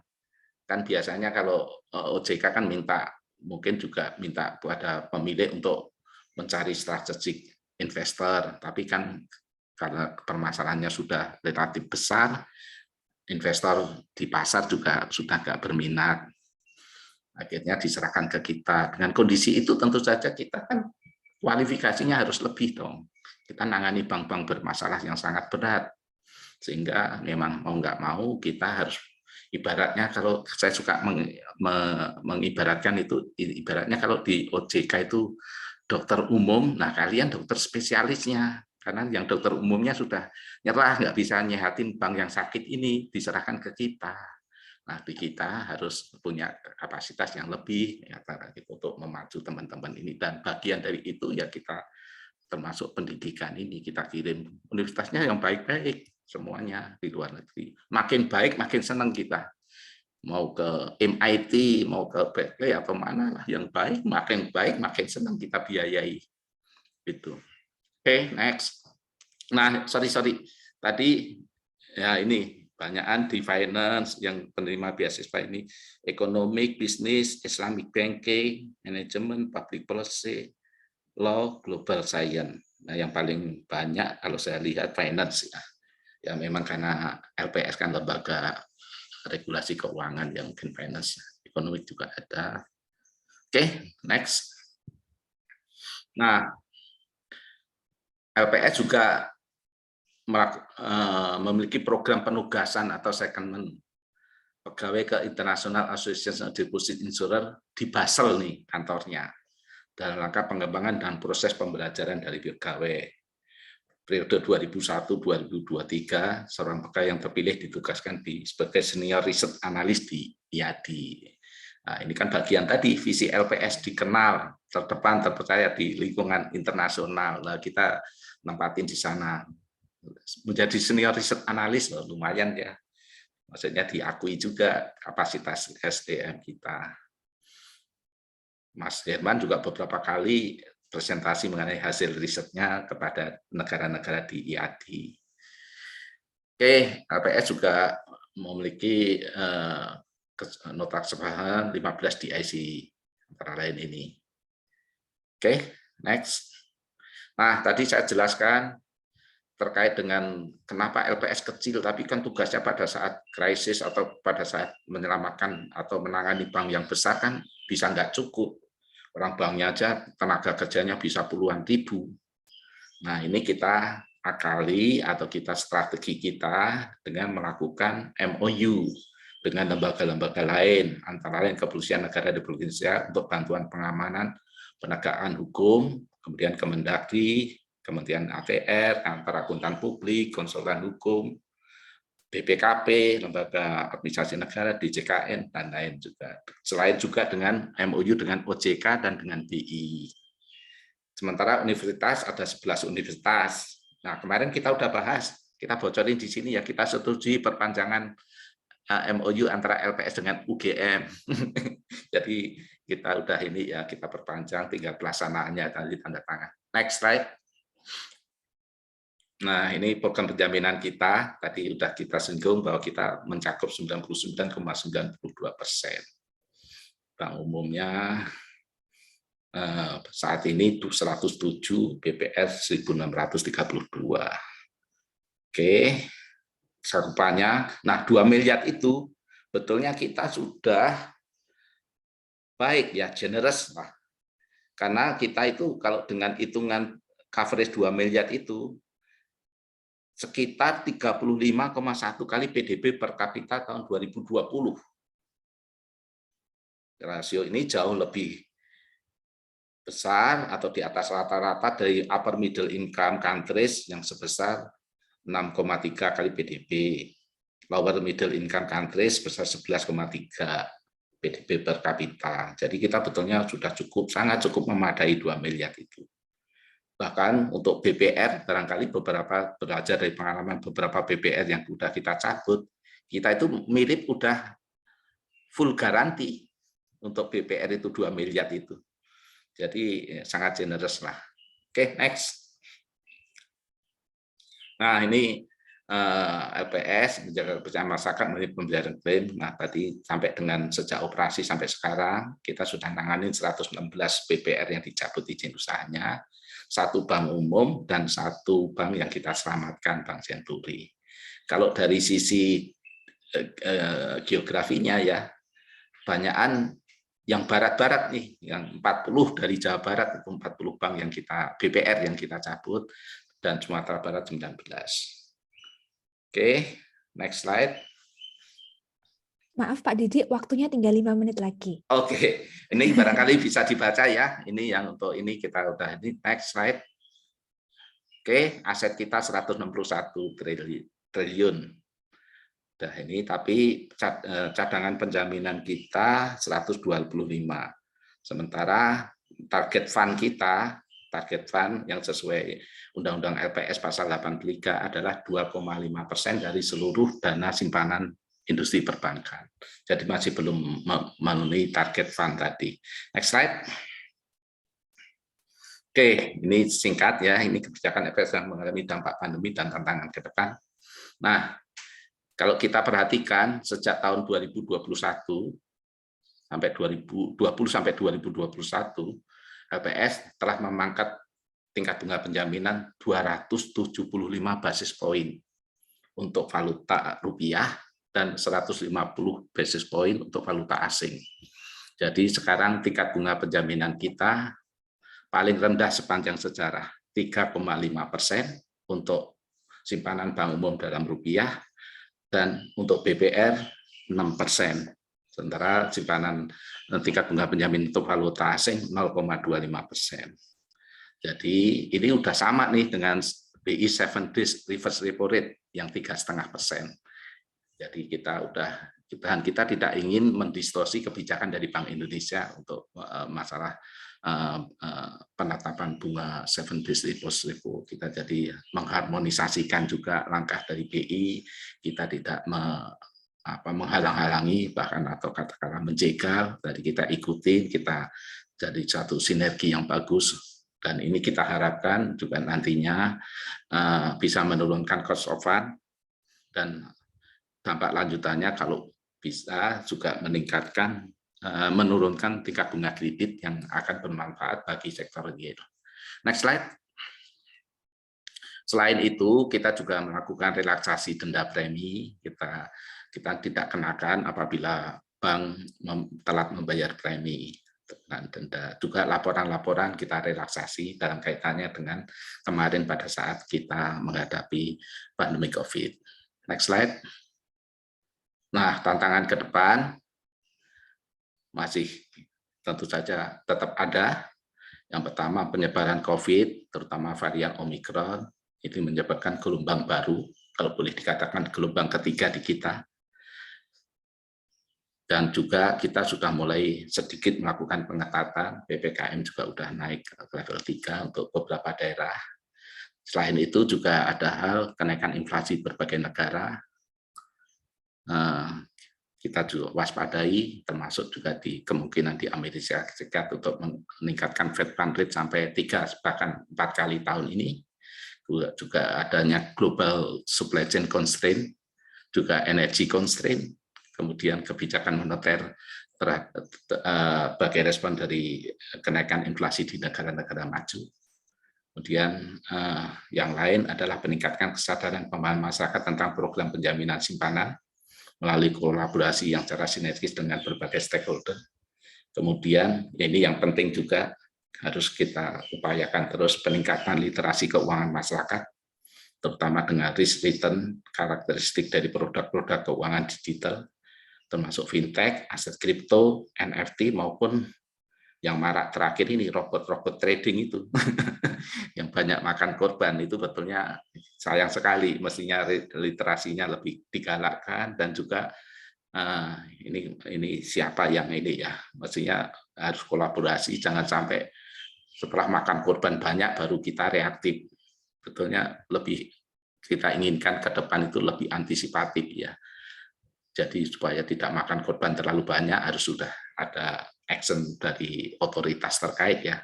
Kalau robot trading itu lebih ke Bapepti ya, dari Kementerian Perdagangan. Tapi bukan berarti OJK juga masih banyak kelemahan terkait dengan hal-hal mengenai pinjol, mengenai kemarin mengenai unit link segala macam. Itu suatu tantangan baru bagi kita, apalagi nanti banyak hal produk-produk keuangan yang akan semakin inovatif, itu yang harus dikejar oleh otoritas untuk lebih mengantisipasi hal-hal tersebut. Barangkali itu terakhir dari saya ya. Terima kasih. Saya tunggu mungkin ada pendalaman atau diskusi lebih lanjut. Terima kasih. Saya kembalikan Mbak Sima. Terima kasih sekali untuk pemaparannya yang luar biasa, Bapak. Ini saya belajar banyak sekali, dan saya yakin juga adik-adik yang di sini menjadi terinspirasi ya. Oh, ini ada kesempatan bekerja lagi ini di LPS dan kesempatan untuk mengaplikasikan ilmunya di UGM.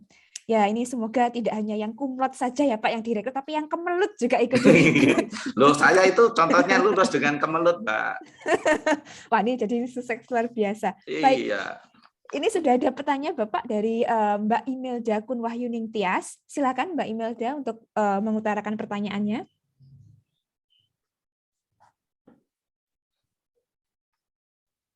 Mungkin masih di mute kali. Ya, masih ke-mute Mbak Imelda, jadi saya belum mendengar suaranya. Atau suruh buka itunya, adminnya kali ya.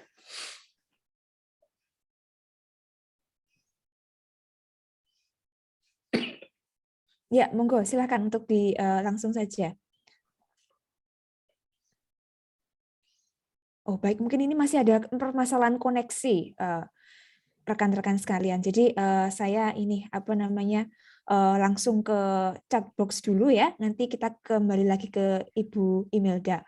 Oke, ini ada dari Mbak Grace. Silakan Mbak Grace kalau ingin bertanya secara langsung kepada Pak Didik secara verbal, silakan. Baik, terima kasih Ibu Shima. Terima kasih Pak Didi atas pemaparannya. Izin saya Terima kasih Pak Didi. Mohon izin bertanya terkait dengan kondisi yang sekarang kan selama pandemi ini banyak pelaku usaha debitur itu yang memang tidak bisa memenuhi kewajibannya Pak. Dan oleh OJK sebenarnya sudah diatur mengenai restrukturisasi. Tetapi itu hanya sampai 31 Maret 2022 yang sebentar lagi. Dan kita tahu sekarang ini kan ada varian baru Omikron yang bahkan lebih menyebar dan kita malah berpotensi lagi akan ada gelombang ketiga seperti itu. Nah, ini bagaimana LPS menyikapinya nanti ketika misalnya restru ini sudah berakhir dan masih banyak kredit macet, ataupun setelah pandemi berakhir kan tidak langsung semua pelaku usaha itu akan kembali kondisi finansialnya yang sebelumnya. Nah, bagaimana LPS memitigasi resiko terhadap banyaknya nanti kredit macet dan juga dampaknya ke SSK. Demikian Pak, terima kasih. Oke. Langsung atau nunggu yang lain, Mbak Sima? Silakan ditanggapi dulu, Pak. Oke, makasih Mbak Grace ya. Tadi pertanyaan bagus, bagaimana, nah ini kan tiba-tiba kita waktu itu udah ada seberkas sinar terang ya.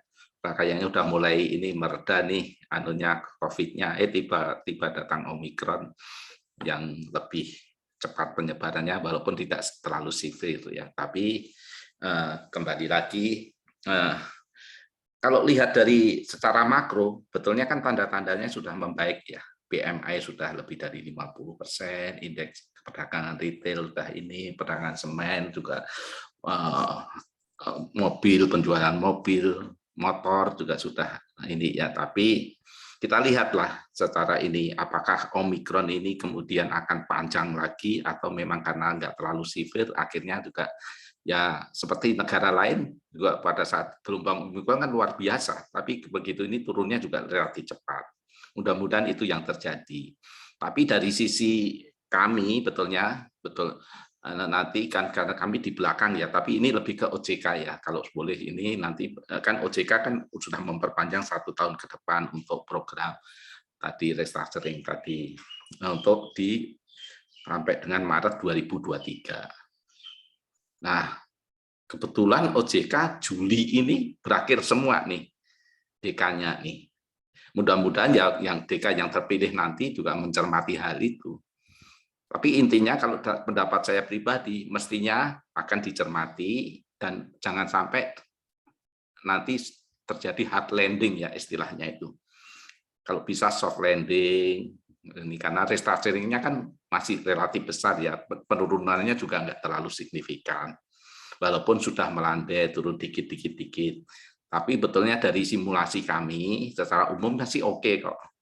Katakanlah kalau berapa persen dari ini dari restructuring tadi gagal menjadi NPL, kita semuanya lembaga-lembaga di KSS kan melakukan simulasi semua, masih dalam manageable lah.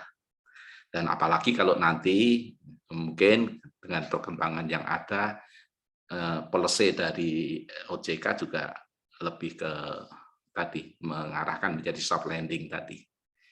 Mungkin suatu hal yang ini kita cermatin terus, dinamikanya juga masih terjadi kan. Mudah-mudahan nanti kita lihat Mei di mana Omikron ini udah turun, karena negara lain bahkan udah declare udah menjadi endemi kan, walaupun Omikronnya masih banyak, karena dilihat memang ternyata kayak flu biasa katanya. Mudah-mudahan kita juga begitu ya. Tapi secara umum kita di KSSK mencermati hal itu, termasuk melakukan stress testing terhadap kondisi bank terkait dengan restructuring tadi.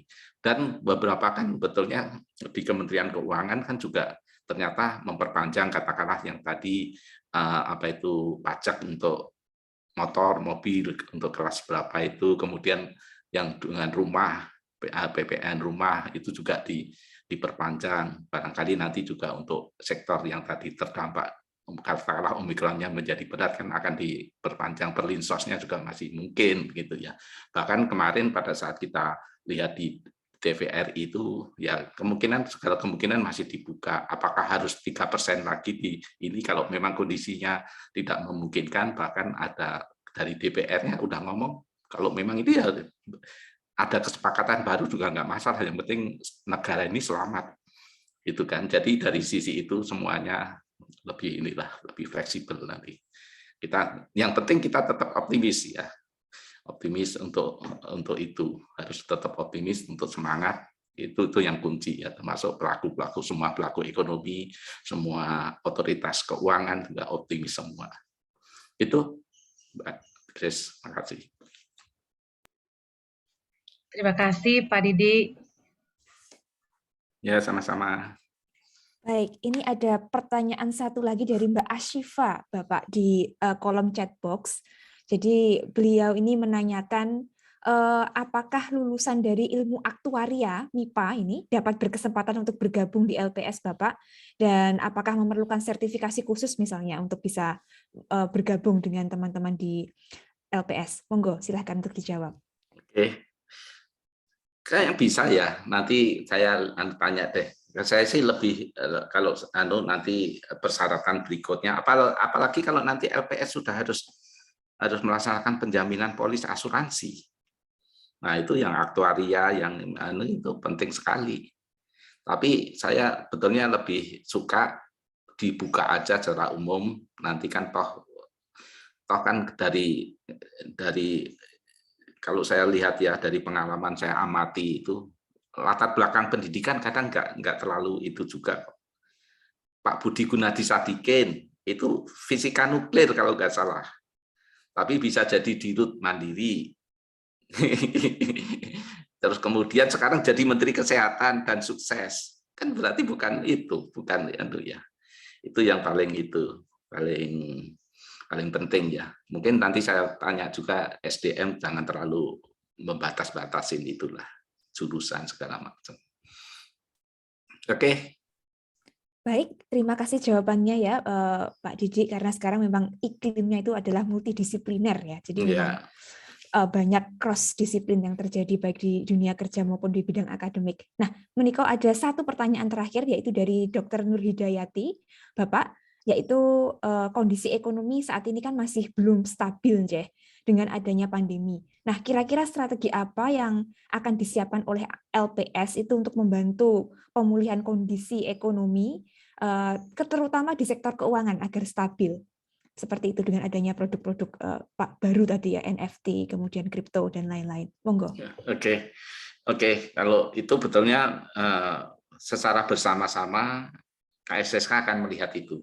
Dari Kementerian Keuangan, dari BI, dari OJK sesuai kewenangannya. Tapi mungkin saya dalam hal ini tidak ingin mewakili mereka untuk menjawab itu, tapi dari sisi LPS itu sendiri, tentu saja tadi karena LPS secara undang-undang kewenangannya very limited dibandingkan 3 lembaga yang lain tadi.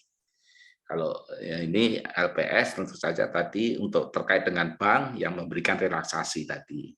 Relaksasi terhadap denda premi, terhadap laporan hal-hal yang membebani, dan kemudian yang berikutnya tadi kalau yang early step in tadi sedikit maju ke depan, kalau ada bank yang karena situasi tadi, karena situasi ekonomi, sektor real segala macam, kemudian menghadapi permasalahan likuiditas terutama ya, kemudian dia membutuhkan dana dan dia tidak dipercaya lagi di dalam pasar uang antar bank, karena bank-bank ini kadang udah tahu nih, wah bank ini udah masalah nih, nggak mau ngasih pinjaman lagi. Nah, LPS dan kaitan itu kalau banknya masih visible ya, maksudnya masih layak dan masih punya prospek segala macam, ini ada masalah relatif, maksudnya nggak struktural yang akan ini, ya kita bisa memberikan penempatan dana untuk membantu sementara tadi.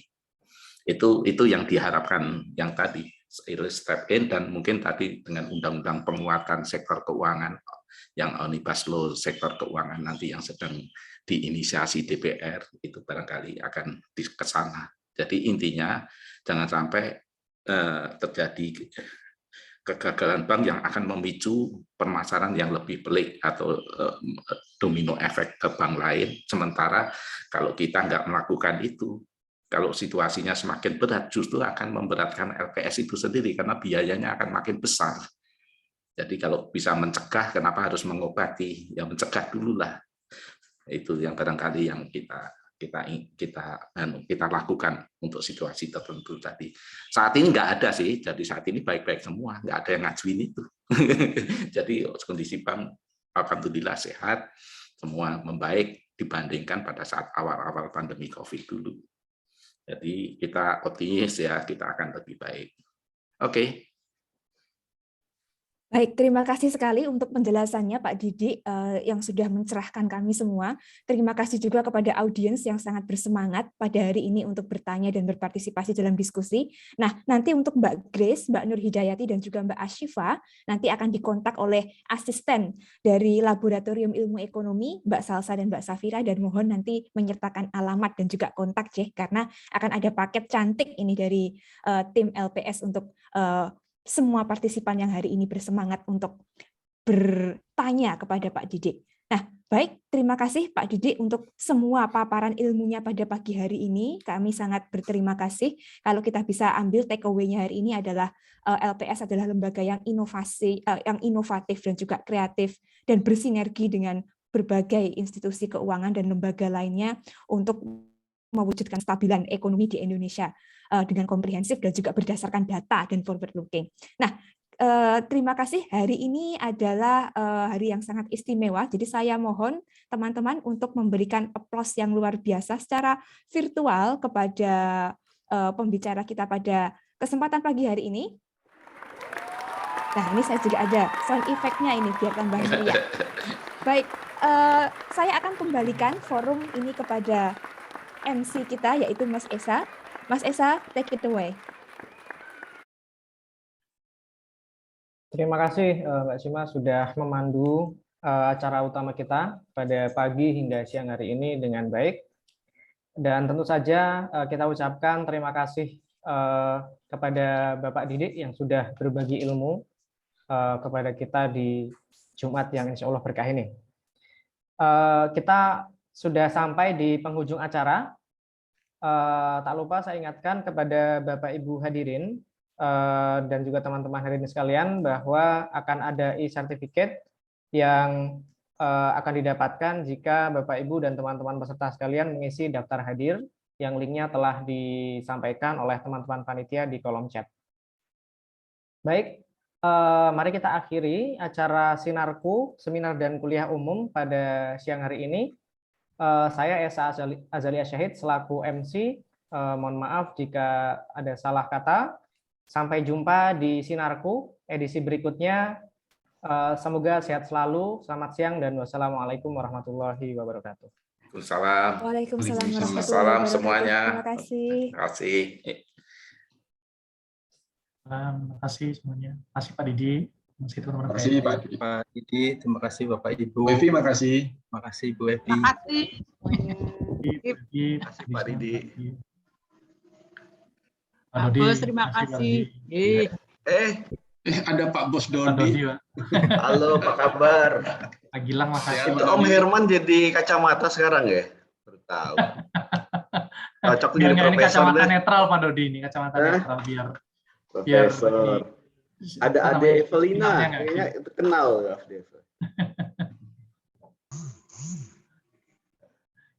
sehat-sehat selalu semuanya Bapak Ibu. Makasih. Alhamdulillah, makasih. Oke, Pak Dodi, makasih.